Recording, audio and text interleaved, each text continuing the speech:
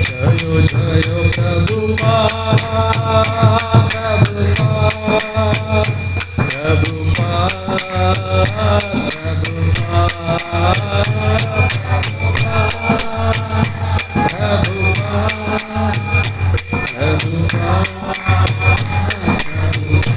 जय जय गुरुदेव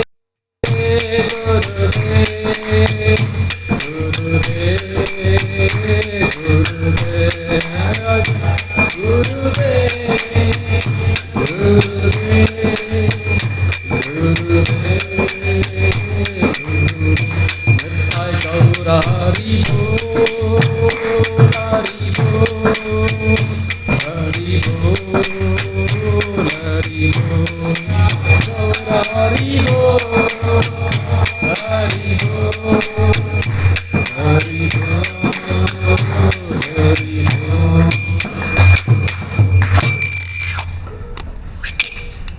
ओम नमो भगवते वासुदेवाय। ओम नमो भगवते वासुदेवाय। ओम नमो भगवते वासुदेवाय। ओम अज्ञानतिमिरान्धस्य ज्ञानाञ्जनशलाकया चक्षुरुन्मिलितं येन तस्मै श्री गुरवे नमः। श्री चैतन्य मनोभीष्टं स्थापितं येन भूतले स्वयं रूपः कदा मह्यं ददाति स्वपदान्तिकं। वन्देऽहं श्रीगुरु श्रीयुत पदकमलं श्रीगुरुं वैष्णवांश्च श्रीरूपं साग्रजातं सहगणा रघुनाथान्वितं त्वं सजीवं साद्वैतं सावधूतं परिजनासहितं कृष्णचैतन्यदेवं श्रीराधाकृष्णपादान् सहगणा ललिता श्रीविशाखान्वितांश्च। हे कृष्ण करुणा सिन्धु दीनबन्धु जगत्पते गोपेश गोपिका कान्ता राधाकान्ता नमोस्तुते। तप्त कांचन गौरांगी राधे वृंदावनेश्वरी ऋषभानुसुते देवी प्रणमामि हरिप्रिये। नमो महावदन्याय कृष्ण प्रेम प्रदायते कृष्णाय कृष्ण चैतन्य नाम्ने गौरत्विषे नमो नमः। वाञ्छाकल्पतरुभ्यश्च कृपा सिन्धुभ्य एव च पतितानां पावनेभ्यो वैष्णवेभ्यो नमो नमः। जय श्री कृष्ण चैतन्य प्रभु नित्यानंद श्री अद्वैत गदाधर श्रीवासादि गौरभक्तवृंद। हरे कृष्णा कृष्णा कृष्णा हरे हरे हरे राम राम राम हरे हरे। हरे कृष्णा कृष्णा कृष्णा हरे हरे हरे राम राम राम हरे हरे। हरे कृष्णा कृष्णा कृष्णा हरे हरे हरे राम राम राम हरे हरे।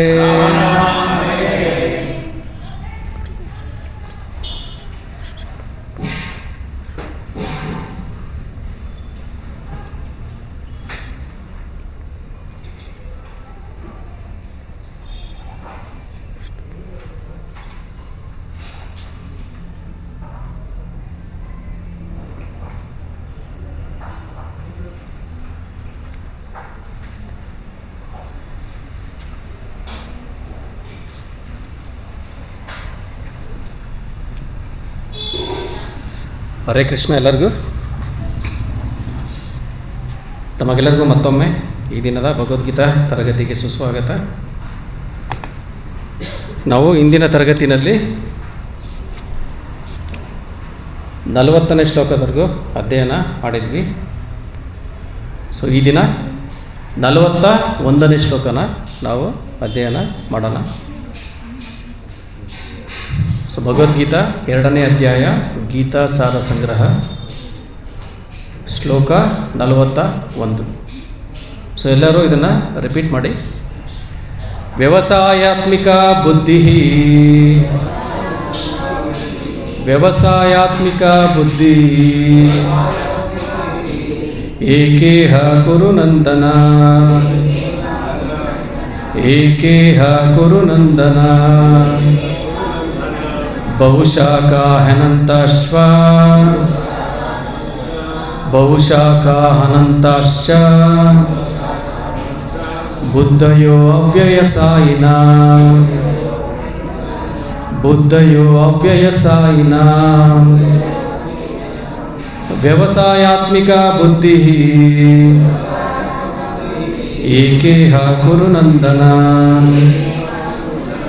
ಬಹುಶಾಖಾಹನಂತಾಶ್ಚ ಬುದ್ಧಯೋ ಅವ್ಯಯಸಾಯಿನ ವ್ಯವಸಾಯಾತ್ಮಿಕ ಬುದ್ಧಿ ಏಕೇಹ ಕುರು ನಂದನ ಬಹುಶಾಖಾಹನಂತಾಶ್ಚ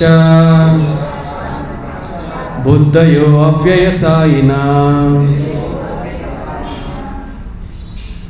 ಯಾರಾದ್ರೂ ಹೇಳ್ಕೊಡ್ತೀರಾ?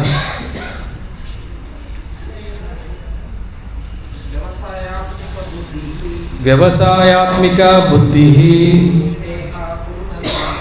ಏಕೇಹ ಕುರು ನಂದನ ಬಹುಶಾಖಾಹನಂತಾಶ್ಚ ಬುದ್ಧಯೋ ಅವ್ಯಯಸಾಯಿನ.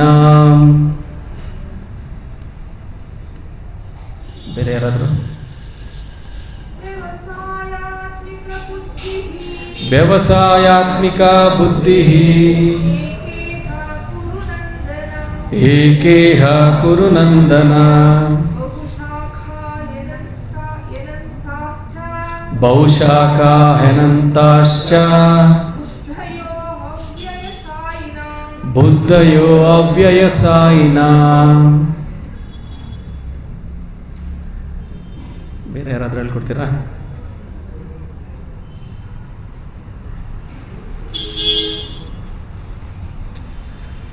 ಓಕೆ, ಅನುವಾದ. ಇದನ್ನು ಎಲ್ಲರೂ ರಿಪೀಟ್ ಮಾಡಿ.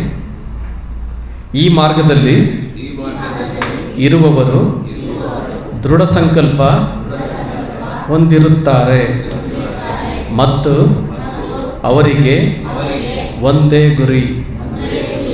ಪ್ರೀತಿಯ ಕುರುನಂದನನೇ, ನಿಶ್ಚಯ ಸ್ವಭಾವವಿಲ್ಲದವರ ಬುದ್ಧಿಗೆ ಅನೇಕ ಶಾಖೆಗಳಿರುತ್ತವೆ.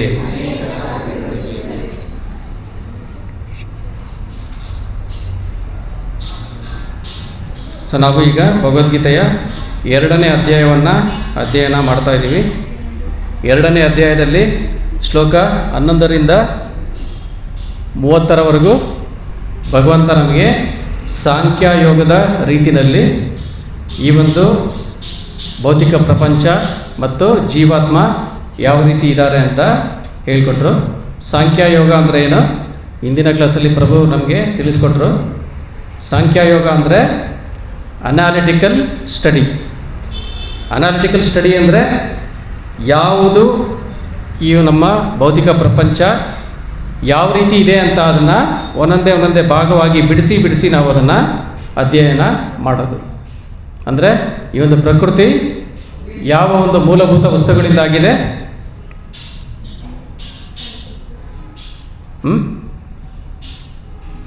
ಈ ಪ್ರಕೃತಿ ಯಾವ ಒಂದು ಮೂಲಭೂತ ವಸ್ತುಗಳಿಂದಾಗಿದೆ? ಪಂಚಭೂತಗಳು. ಯಾವುದ್ಯಾವುದು?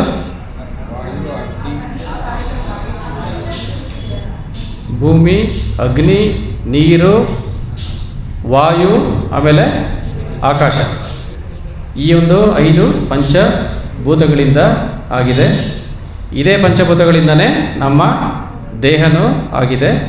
ನಮ್ಮ ದೇಹದಲ್ಲಿ 2 ಶರೀರಗಳಿದೆ. ಒಂದು ಸ್ಥೂಲ ಶರೀರ ಅಂದರೆ ಗ್ರಾಸ್ ಬಾಡಿ, ಇನ್ನೊಂದು ಸೂಕ್ಷ್ಮ ಶರೀರ ಅಂದರೆ ಸಟಲ್ ಬಾಡಿ. ಸ್ಥೂಲ ಶರೀರ ಅಂದರೆ ಗ್ರಾಸ್ ಬಾಡಿ ಯಾವುದರಿಂದ ಆಗಿದೆ?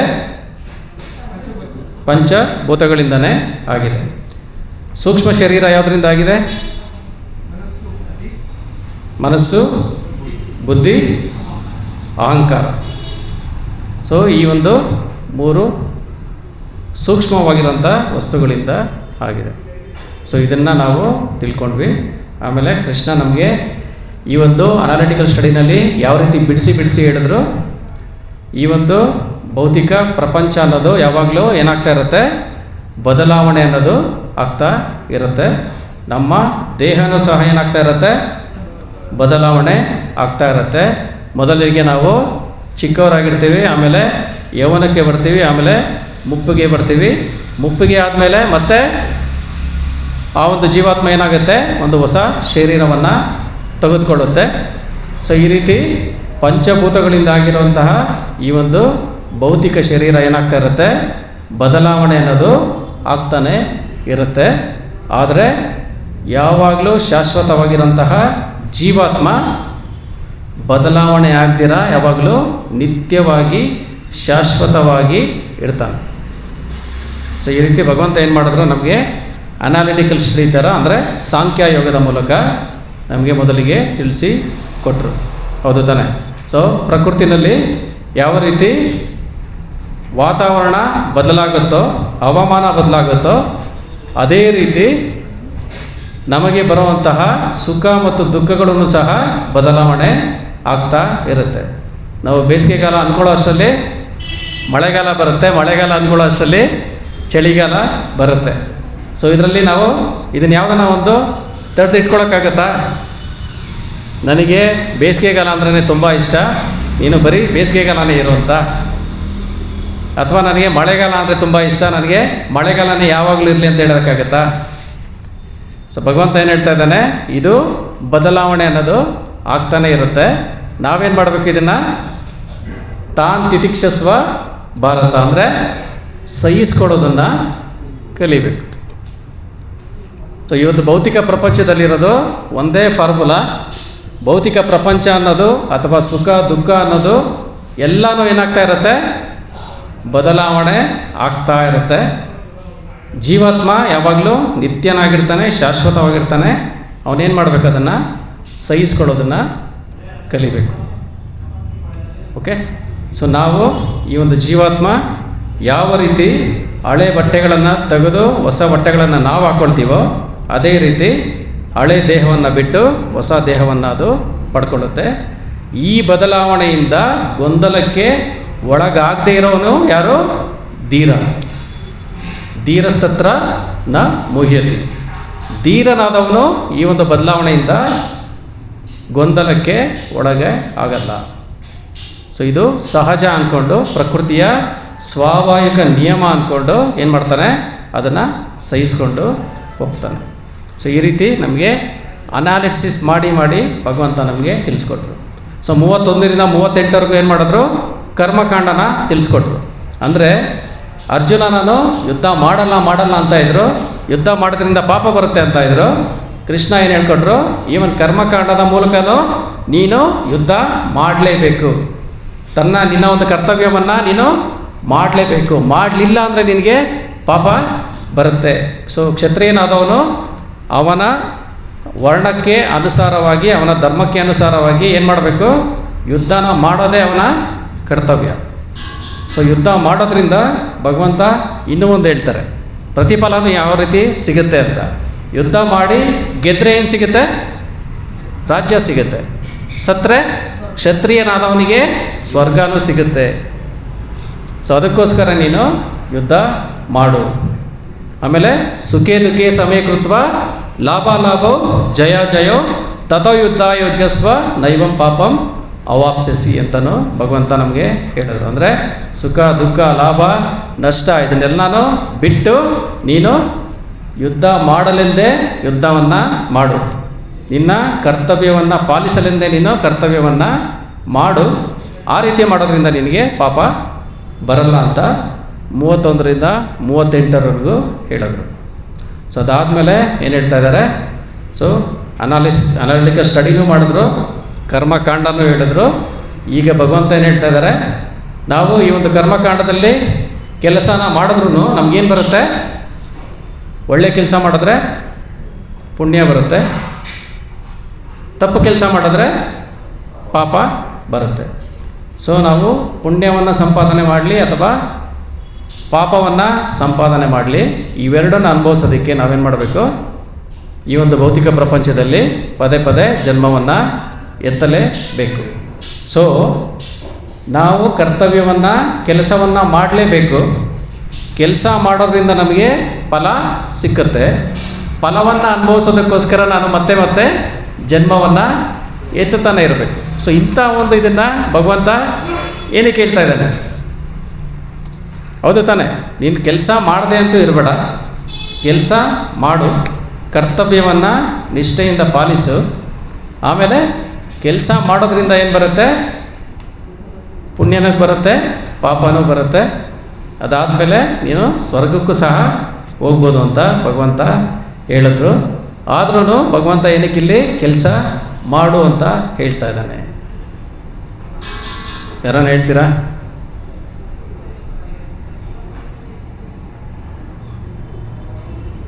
ಬಂಧನ ತಾನೆ.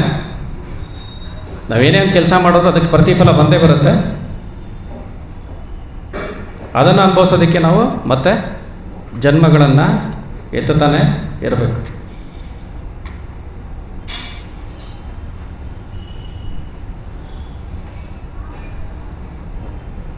ಸೊ ಏನಕ್ಕೆ ಭಗವಂತ ಆ ರೀತಿ ಹೇಳ್ದ ಅನ್ನೋದನ್ನು, ಇದಕ್ಕಿಂತ ಇನ್ನೂ ಹೆಚ್ಚಿನ ಅದರ ಉನ್ನತವಾದಂಥ ಒಂದು ಕ್ರಮ ಇದೆ ಕೆಲಸ ಮಾಡೋದಕ್ಕೆ.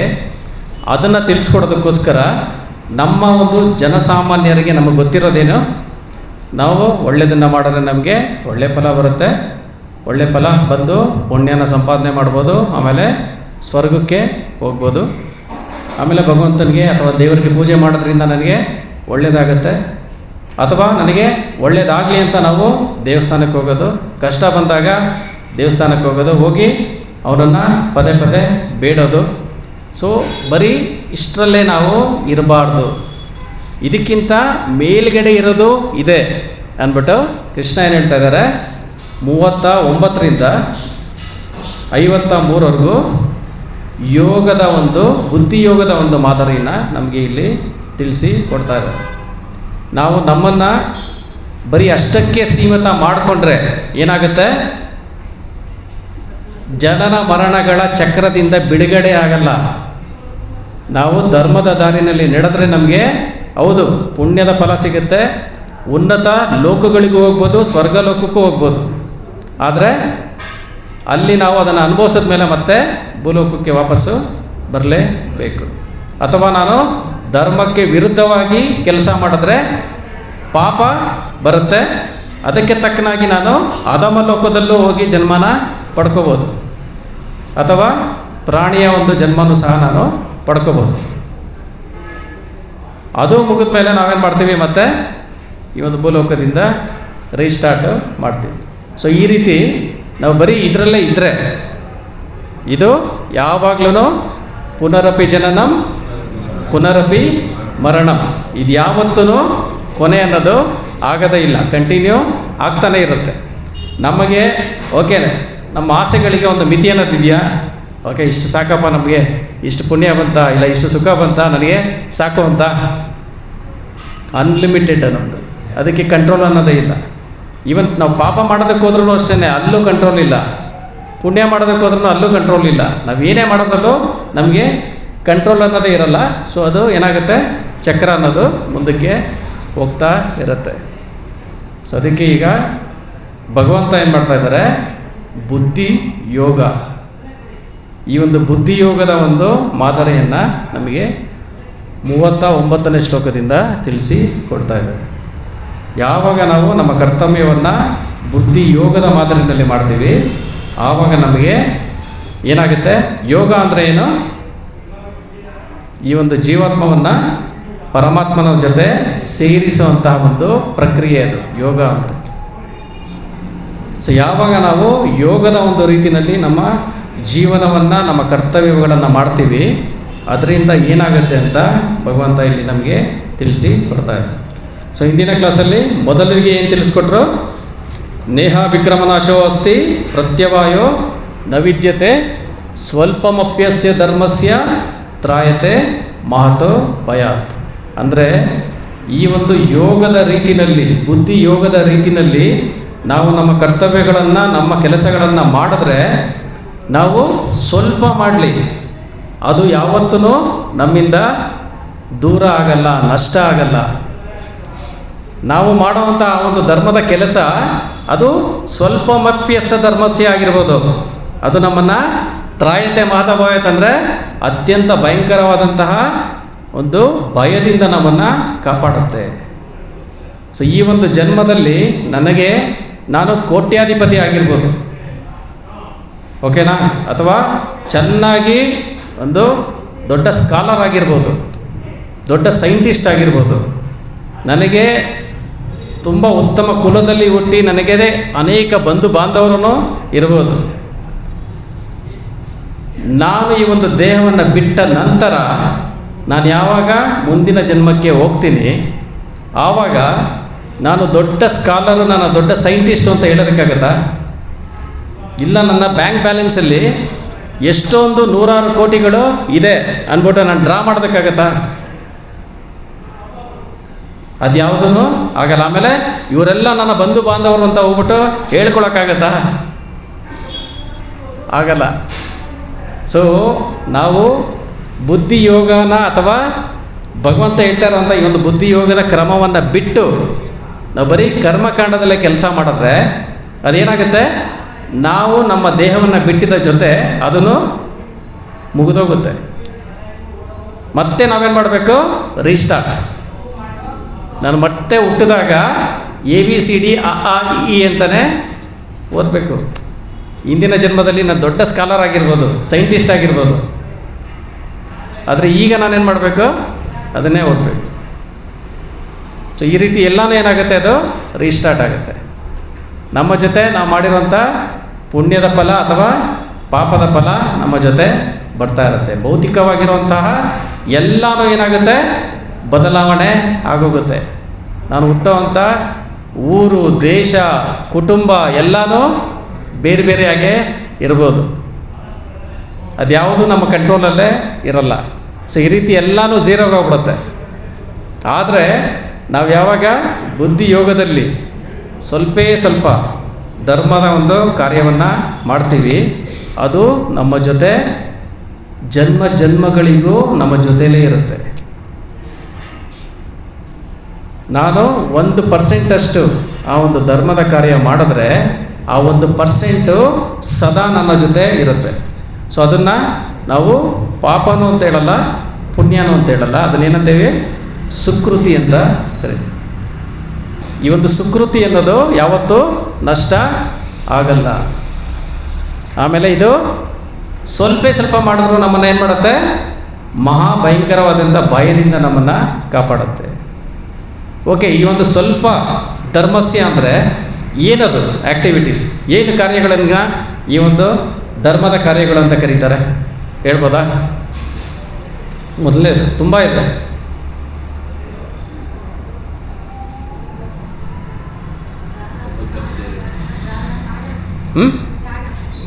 ದಾನ ಮಾಡೋದು. ಓಕೆ, ಆಮೇಲೆ ದಾನ ಮಾಡೋದ್ರಲ್ಲೂ ಬೇರೆ ಬೇರೆ ರೀತಿ ಇದೆ. ದಾನ ಮಾಡಬೇಕಾದ್ರೆ ನನಗೆ ಅದರಿಂದ ಏನಾದರೂ ಒಂದು ಸ್ಟೇಟಸ್ ಬರಲಿ ಅಥವಾ ನನಗೆ ಒಂದು ಘನತೆ ಬರಲಿ ಅಂತ ಮಾಡಿದ್ರೆ ಅದು ಬರಲ್ಲ. ಭಗವಂತನ ಸೇವೆಯಾಗಿ ಯಾವಾಗ ನಾವು ಮಾಡ್ತೀವಿ ದಾನನ, ಅದು ಮಾತ್ರ ಪದೇ ನಮ್ಮ ಇದರಲ್ಲಿ ಬರುತ್ತೆ. ಓಕೆ, ಆಮೇಲೆ ಎಲ್ಲದಕ್ಕಿಂತ ದೊಡ್ಡ ದಾನ ನಾಮದಾನ. ಅನ್ನದಾನ ಮಾಡಿದ್ರು ಆ ಟೈಮ್ಗೆ ಅಷ್ಟೇ. ಹೌದು, ಒಬ್ಬರಿಗೆ ಹರೇ ಕೃಷ್ಣ ಹೇಳಿ ಕೇಳ್ಬೇಕು ನಾವು. ಅದಕ್ಕಿಂತ ದೊಡ್ಡ ಅದ್ರದ್ದು ಯಾವುದು ಸಮಾನ ಆಗಲ್ಲ. ಹೌದು, ಬೇರೆಯವರಿಗೆ ಭಗವಂತನ ಈ ಒಂದು ಸಂದೇಶವನ್ನು ತಲುಪಿಸೋದು, ಇದೂ ಸಹ ಈ ಒಂದು ಧರ್ಮದ ಒಂದು ಕಾರ್ಯ. ಬೇರೆಯವರಿಗೆ ತಲುಪಿಸೋದಕ್ಕಿಂತ ಮುಂಚೆ ನಾನು ಮಾಡೋದು ಫಸ್ಟು, ನಾನು ಭಗವಂತನ ನಾಮವನ್ನು ಜಪ ಮಾಡೋದು, ಅದು ಏನು ನಿಜವಾದ ಭಗವಂತನ ಒಂದು ಧರ್ಮದ ಒಂದು ಕೆಲಸ. ಆಮೇಲೆ ಗೋವಿನ ಒಂದು ಸೇವೆಯನ್ನು ಮಾಡೋದು. ಆಮೇಲೆ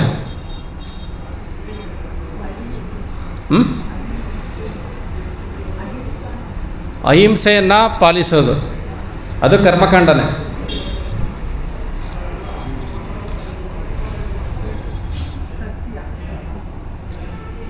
ಅದು ಅಷ್ಟೇ. ಭಗವಂತ ಕೊಟ್ಟಿರೋಂತಹ ಇಂತಹ ಜ್ಞಾನವನ್ನು ಕೇಳಿಸ್ಕೊಳ್ಳೋದು, ಹೇಳೋದು, ಇದೆಲ್ಲನೂ ಧರ್ಮದ ಕಾರ್ಯಗಳು. ಆಮೇಲೆ ಭಗವಂತನ ಭಕ್ತಿ ಮಾಡೋದು, ಪೂಜೆ ಮಾಡೋದು, ಇವೆಲ್ಲನೂ ಧರ್ಮದ ಕಾರ್ಯಗಳು. ಇದ್ಯಾವುದೂ ನಮ್ಮಿಂದ ಹೋಗಲ್ಲ. ಈವನ್ ಭಗವಂತನಿಗೆ ಅರ್ಪಿಸಿದಂಥ ಪ್ರಸಾದವನ್ನು ಸೇವನೆ ಮಾಡೋದು, ಅದು ಧರ್ಮದ ಕಾರ್ಯ. ಭಗವಂತನ ಪ್ರಸಾದವನ್ನು ನಾನು ಸೇವನೆ ಮಾಡ್ತಾಯಿದ್ದೀನಿ ಅಂತ, ಅದು ನಮ್ಮಿಂದ ಯಾವತ್ತೂ ಹೋಗಲ್ಲ. ಅಂದರೆ ಕೃಷ್ಣ ಪ್ರಜ್ಞೆಯಲ್ಲಿ ನಾವು ಮಾಡುವಂತಹ ಪ್ರತಿಯೊಂದು ಭಕ್ತಿಯ ಕಾರ್ಯ ಚಟುವಟಿಕೆಗಳೇನೇನಿದೆ ಅದೆಲ್ಲನೂ ಭಗವಂತನಿಗೆ ನೇರವಾಗಿ ಸಂಬಂಧಿಸಿದಂತಹ ಧರ್ಮದ ಕಾರ್ಯಗಳು. ಇಲ್ಲಿ ನಾವು ಸ್ವಲ್ಪ ಮುಪ್ಯಸ್ಯ, ಸ್ವಲ್ಪ ಮಾಡಿದ್ರೂ ನಮ್ಮಿಂದ ಯಾವತ್ತೂ ಹೋಗಲ್ಲ. ಸೊ ಇದಕ್ಕೆ ಉದಾಹರಣೆನೂ ಕೊಟ್ಟಿದ್ರು ಪ್ರಭು ಇಂದಿನ ಕ್ಲಾಸಲ್ಲಿ. ಯಾರ ಉದಾಹರಣೆ ಕೊಟ್ಟಿದ್ರು ನೆನಪಿದೆಯಾ? ಗಜೇಂದ್ರನ ಉದಾಹರಣೆ ಕೊಟ್ಟಿದ್ರು, ಆಮೇಲೆ ಅಜಾಮಿಳನ ಉದಾಹರಣೆ ಕೊಟ್ಟಿದ್ರು. ಸೊ ಯಾವ ರೀತಿ ಅಜಾಮಿಳ ತನ್ನ ಬಾಲ್ಯದಲ್ಲಿ ಮತ್ತು ಯೌವನದವರೆಗೂ ಅನೇಕ ಅವನು ಭಗವಂತನ ಒಂದು ಕಾರ್ಯದ ಒಂದು ಚಟುವಟಿಕೆಯಲ್ಲೇ ಅವರು ತಮ್ಮನ್ನು ತೊಡಗಿಸ್ಕೊಂಡಿರ್ತಾರೆ, ವೇದಗಳ ಅಧ್ಯಯನವನ್ನು ಮಾಡ್ತಾಯಿರ್ತಾರೆ. ಅವ್ರಿಗೊಂದು ಚೇರ್ ಕೊಟ್ಟಿದ್ರು, ಇದೆ. ಆದರೆ ಮಧ್ಯದಲ್ಲಿ ಅವರು ದಾರಿ ತಪ್ಪಿದ್ರೂ ಕೊನೆಯಲ್ಲಿ ಭಗವಂತ ಏನು ಮಾಡ್ತಾನೆ, ಅವರಿಗೆ ಮತ್ತೆ ದಾರಿಯನ್ನು ತೋರಿಸ್ತಾರೆ. ಸೊ ನಾವು ಮಾಡಿರೋಂಥ ಸ್ವಲ್ಪ ಮುಪ್ಯಸ ಧರ್ಮಸ್ಯ ಏನಿದೆ ಅದು ನಮ್ಮನ್ನು ಕಾಪಾಡುತ್ತೆ. ಗಜೇಂದ್ರನೂ ಅಷ್ಟೇ, ಅವನು ಇಂದ್ರದುಮ್ನ ಮಹಾರಾಜ ಆಗಿರ್ತಾನೆ, ಅಲ್ಲಿ ಭಗವಂತನ ಸಂಪೂರ್ಣ ಭಕ್ತನಾಗಿರ್ತಾನೆ. ಆದರೆ ಯಾವುದೋ ಒಂದು ಶಾಪದಿಂದ ಏನಾಗ್ತಾರೆ, ಆನೆಯಾಗಿ ಬರ್ತಾರೆ. ಆದರೆ ಯಾವಾಗ ಅವರು ಎಲ್ಲರನ್ನ, ಅವರ ಬಂಧು ಬಾಂಧವರು ಎಲ್ಲ, ಇವನ್ ಅವರಲ್ಲಿದ್ದಂಥ ಶಕ್ತಿ ಇವೆಲ್ಲನ ಅವರು ಸೋತಾಗ ಕಡೆಗೆ ಅವ್ರಿಗೆ ಯಾರ ಮೇಲೆ ನೆನಪು ಬರುತ್ತೆ? ಭಗವಂತನ ನೆನಪು ಬರುತ್ತೆ. ನಾನು ಯಾಕೆ ಇಷ್ಟೊಂದು ಒದ್ದಾಡ್ತಾ ಇದ್ದೀನಿ, ನಾನು ಯಾರನ್ನ ಕರಿಬೇಕು ಅವ್ರನ್ನೇ ಕರಿತಾ ಇಲ್ವಲ್ಲ ಅಂತ ಅವ್ರಿಗೆ ಆ ಒಂದು ಸ್ಮರಣೆ ಅನ್ನೋದು ಬರುತ್ತೆ. ಏನಕ್ಕೆ ಬರುತ್ತೆ ಅದು? ಸ್ವಲ್ಪ ಮುಪ್ಯಸ್ಯ ಧರ್ಮಸ್ಯ, ಅದೇ ಅದರ ಪವರು. ಯಾಕೆ ಅದು ಹೋಗೋದೇ ಇಲ್ಲ, ನಾವು ಮಾಡಿರೋದು ಹೋಗೋದೇ ಇಲ್ಲ. ಸೊ ಅದಕ್ಕೋಸ್ಕರ ಅದು ನಮ್ಮನ್ನು ಬಂದು ಕಾಪಾಡ್ತಾ ಇರೋದು. ನಾವೆಷ್ಟೇ ಜನ್ಮಗಳೆತ್ತಿದ್ರೂ ಬಂದು ಕಾಪಾಡುತ್ತೆ. ಸೊ ಇದು ಯಾವ ರೀತಿ ಅಂದರೆ, ಈಗ ನನ್ನ ಹತ್ರ 1 ಕೋಟಿ ಇದೆ, ಮುಂದಿನ ಜನ್ಮದಲ್ಲಿ ನನ್ನ ಬ್ಯಾಂಕ್ ಬ್ಯಾಲೆನ್ಸಲ್ಲಿ ಹೋಗ್ಬಿಟ್ಟು ನಾನು ಡ್ರಾ ಮಾಡೋಕ್ಕೆ ಭೌತಿಕವಾಗಿರೋದು ಆಗಲ್ಲ. ಆದರೆ ಈ ಧರ್ಮಸ್ಯ ಏನು ಮಾಡಿರ್ತೀವಿ, ಭಗವಂತನ ಒಂದು ಕಾರ್ಯಗಳನ್ನು ನಾನು 1 ರೂಪಾಯಿ ಮಾಡಿರಲಿ, 100 ರೂಪಾಯಿ ಮಾಡಿರಲಿ, ಮುಂದಿನ ಜನ್ಮ ಎತ್ತದಾಗೂ ಅದೇನಾಗುತ್ತೆ, ಆ ಒಂದು 100 ರೂಪಾಯಿಯಿಂದ ಕಂಟಿನ್ಯೂ ಆಗುತ್ತೆ. ಆ ಒಂದು 1% ಅಥವಾ 2% ಕಂಟಿನ್ಯೂ ಆಗುತ್ತೆ. ಅದು ನಮ್ಮಿಂದ ಯಾವತ್ತೂ ಹೋಗಲ್ಲ. ಪಾಪ ಪುಣ್ಯ ಅನ್ನೋದು ನಾವು ಅನುಭವಿಸಿದ್ರೆ ಏನಾಗುತ್ತೆ, ಮುಗಿದೋಗುತ್ತೆ. ನನ್ನ ಹತ್ರ ದುಡ್ಡಿದೆ, ನಾನು ಅದನ್ನು ಖರ್ಚು ಮಾಡಿದ್ರೆ ಏನಾಗುತ್ತೆ, ಮುಗಿದೋಗುತ್ತೆ. ಪಾಪ ಪುಣ್ಯನೂ ಏನಾಗುತ್ತೆ, ಮುಗಿದೋಗುತ್ತೆ. ಧರ್ಮನ ಮಾಡಿರೋದು, ಕೃಷ್ಣ ಪ್ರಜ್ಞೆಯನ್ನು ಮಾಡಿರೋಂಥ ಒಂದು ಭಕ್ತಿ, ಭಗವಂತನ ಒಂದು ಸೇವೆ ಮುಗಿಯಲ್ಲ. ನಾವು 1% ಮಾಡಿದ್ರು ಅದು ಹಂಗೇ ಇರುತ್ತೆ. ನೆಕ್ಸ್ಟ್ ಮಾಡೋದು 2% ಆಗುತ್ತೆ, 3% ಆಗುತ್ತೆ, ಅದು ಮೈನಸ್ಸು ಆಗದೇ ಇಲ್ಲ. ಇದು ಈ ಒಂದು ಬುದ್ಧಿಯೋಗದ ಒಂದು ಮಹಾತ್ಮೆ. ಕೃಷ್ಣ ಪ್ರಜ್ಞೆಯಲ್ಲಿ ನಾವು ಜೀವನ ಮಾಡೋದ್ರಿಂದ ಆಗುವಂತಹ ಒಂದು ಫಲ ಇದು. ಅದನ್ನೇ ನಾವು ಇಂದಿನ ಶ್ಲೋಕದಲ್ಲಿ ನೇಹಾಭಿಕ್ರಮನಾಶೋಸ್ತಿ ಪ್ರತ್ಯವಾಯೋ ನ ವಿದ್ಯತೆ ಸ್ವಲ್ಪಮಪ್ಯಸ್ಯ ಧರ್ಮಸ್ಯ ತ್ರಾಯತೆ ಮಹತೋ ಭಯಾತ್ ಈ ಒಂದು ಶ್ಲೋಕದಲ್ಲಿ ತಿಳ್ಕೊಂಡ್ವಿ. ಇದಕ್ಕೆ ನೀವು ಅನೇಕ ಉದಾಹರಣೆಗಳನ್ನು ನೋಡ್ಬೋದು. ಅವರು ಮಾಡಿದಂತಹ ಒಂದು ಸಣ್ಣ ಸಣ್ಣ ಧರ್ಮದ ಒಂದು ಕಾರ್ಯಗಳು ಅವ್ರನ್ನ ಯಾವ ರೀತಿ ಕಾಪಾಡಿದೆ ಅಂತ ನಾವು ಅನೇಕ ಮಹಾನ್ ಭಕ್ತರ ಒಂದು ಉದಾಹರಣೆಗಳನ್ನು ತಗೊಂಡು ನೋಡ್ಬೋದು. ಇವೆಲ್ಲದರಲ್ಲೂ ನಮಗೆ ಅದು ಕಾಣಿಸುತ್ತೆ. ಆಮೇಲೆ ಯಾವ ರೀತಿ ಸ್ವತಃ ಭಗವಂತನೇ ಬಂದು ನಮ್ಮನ್ನು ಕಾಪಾಡ್ತಾನೆ. ಇವೆಲ್ಲ ಏನಕ್ಕಾಗುತ್ತೆ? ಅದು ಯಾವತ್ತೂ ನಷ್ಟ ಆಗಲ್ಲ. ಭಗವಂತ ಯಾವತ್ತೂ ಮರೆಯಲ್ಲ ಅದನ್ನು. ಅವನಿಗೋಸ್ಕರ ಮಾಡಿದಂತಹ ಸೇವೆನ ಭಗವಂತ ಯಾವತ್ತೂ ಮರೆಯಲ್ಲ, ಅದು ಯಾವತ್ತೂ ನಷ್ಟ ಆಗಲ್ಲ. ಸೊ ಅದಕ್ಕೋಸ್ಕರನೇ ನಾವು ಈಗ ನಮಗೆ ಭಗವಂತ ಏನು ಹೇಳಿಕೊಡ್ತಾ ಇದ್ದಾನೆ, ಹೊಸ ಈ ಒಂದು ಬುದ್ಧಿಯೋಗದ ಮಾದರಿಯನ್ನು ಇಲ್ಲಿ ನಮಗೆ ತಿಳಿಸಿ ಕೊಡ್ತಾ ಇದ್ದಾರೆ. ಸೊ 41ನೇ ಶ್ಲೋಕದಲ್ಲಿ ಏನು ಹೇಳ್ತಾ ಇದ್ದಾರೆ? ಬುದ್ಧಿಯೋಗ ಅಂದರೆ, ಬುದ್ಧಿ ಅಂದರೆ ಏನು ಇಂಗ್ಲೀಷಲ್ಲಿ? ಇಂಟೆಲಿಜೆನ್ಸ್. ಸೊ ಇಂಟೆಲಿಜೆನ್ಸ್ ಅಂದರೆ ನಾವು ನಮ್ಮ ಭೌತಿಕ ಶರೀರವನ್ನು ಅನಾಲಿಟಿಕಲ್ ಸ್ಟಡಿ ಮಾಡಿದ್ವಿ. ಒಂದು ಸ್ಥೂಲ ಶರೀರ, ಇನ್ನೊಂದು ಸೂಕ್ಷ್ಮ ಶರೀರ. ಸ್ಥೂಲ ಶರೀರ ಪಂಚಭೂತಗಳಿಂದ ಆಗಿದೆ, ಸೂಕ್ಷ್ಮ ಶರೀರ ಮನಸ್ಸು, ಬುದ್ಧಿ, ಅಹಂಕಾರದಿಂದ ಆಗಿದೆ, ಮಿಥ್ಯಾ ಅಹಂಕಾರದಿಂದ ಆಗಿದೆ. ಅಂದರೆ ಮೊದಲಿಗೆ ಬರೋದು ಯಾವುದು? ಮನಸ್ಸು. ಹೌದು ತಾನೆ? ನೀವು ಒಂದು ಸಿಂಪಲ್ಲಾಗಿ ಒಂದು ಯೋಚನೆ ಮಾಡಿ ನೋಡಿ. ಈ ಒಂದು ದೇಹ ಎಷ್ಟೇ ಒಂದು ಬಲಿಷ್ಠವಾಗಿರ್ಬೋದು ಅಥವಾ ಎಷ್ಟೇ ಒಂದು ಸ್ಟ್ರಾಂಗ್ ಆಗಿ ಇರ್ಬೋದು, ಯಾವಾಗ ಅವನಿಗೆ ಮನಸ್ಸು ಅನ್ನೋದು ಸರಿ ಇರಲ್ವೋ ಅವನು ಯಾವ ಕೆಲಸನೂ ಮಾಡಲ್ಲ. ಸೊ ಇಲ್ಲಿ ಪ್ರಬಲವಾಗಿರೋದು ಯಾವುದು? ಈ ದೇಹನ, ಮನಸ್ಸು. ಸೊ ಅಷ್ಟೊಂದು ಕಟ್ಟುಮುಸ್ತತ್ತಾಗಿರುವಂಥ ಒಂದು ಈ ಒಂದು ದೇಹ, ಅಷ್ಟೊಂದು ಉತ್ಸಾಹ, ಅಷ್ಟೊಂದು ಶಕ್ತಿ ಇವೆಲ್ಲ ಇದ್ರೂ ಮನಸ್ಸು ಸರಿ ಇಲ್ಲ ಅಂದರೆ ನಾವು ಏನೂ ಮಾಡ್ದಿರಬೇಕಾದ್ರೆ ಒಂದು ಕಡೆ ಕೂತ್ಕೊಂಡ್ಬಿಟ್ಟಿರ್ತೀವಿ. ಸೊ ಇಲ್ಲಿ ಪವರ್ಫುಲ್ ಆಗಿರೋದು ಯಾವುದು? ಮನಸ್ಸು. ಅದು ನಮಗೆ ಕಾಣುತ್ತಾ? ನಾವೆಲ್ಲರೂ ನಂಬೋದೇನೋ, ನನಗೆ ಏನು ಕಾಣುತ್ತೆ, ನನ್ನ ಕೈ, ನನ್ನ ಇದೆಲ್ಲ, ನನ್ನ ದೇಹ ಯಾವ ರೀತಿ ಇದೆ, ಬರೀ ನಾವು ಕನ್ನಡಿನಲ್ಲೇ ನೋಡ್ಕೊಳ್ಳೋದಕ್ಕೆ ನಮ್ಮ ಇಡೀ ಜೀವಮಾನನ ಕಳಿತೀವಿ. ಅದು ಹಂಗಿದೆ ಹಿಂಗಿದೆ ಅಂದ್ಕೊಂಡು ಮಾಡ್ತಾ ಇರ್ತೀವಿ. ಆದರೆ ಅದನ್ನೇ ಕಂಟ್ರೋಲ್ ಮಾಡೋದು ಯಾರು? ನಮಗೆ ಕಾಣಿಸ್ದೇ ಇರೋಂತಹ ಈ ಮನಸ್ಸು. ಇದು ಎಷ್ಟು ಪವರ್ಫುಲ್ ಅಂತ ತಿಳ್ಕೊಬೇಕಂದ್ರೆ ಒಂದು ಸ್ಮಾಲ್ ಎಕ್ಸಾಂಪಲ್ಲು. ಈಗ ಫುಟ್ಬಾಲ್ ವರ್ಲ್ಡ್ ಕಪ್ ಬರ್ತಾ ಇದೆಯಲ್ಲ, ಸೊ ಅದಕ್ಕೆ ಒಂದು ಸಂಬಂಧಪಟ್ಟಿರೋದೆ. ಒಂದು ಸಿಂಪಲ್ ಎಕ್ಸಾಂಪಲಿಂದ ನಾವು ತಿಳ್ಕೊಳ್ಳೋಣ. ಒಂದು ಫುಟ್ಬಾಲ್ ಟೀಮ್ ಇರುತ್ತೆ, ಅವರು ಹಾಗೆ ಹೀಗೆ ಮಾಡಿ ಫೈನಲ್ಗೆ ಬಂದಿರ್ತಾರೆ. ಫೈನಲ್ಗೆ ಬಂದಿದ್ದಾಗ ಅವರಲ್ಲಿದ್ದಂತಹ ಗೋಲ್ ಕೀಪರು, ಬ್ಯಾಕಪ್ ಗೋಲ್ ಕೀಪರು, ಇವರೆಲ್ಲರಿಗೂ ಏನಾಗುತ್ತೆ?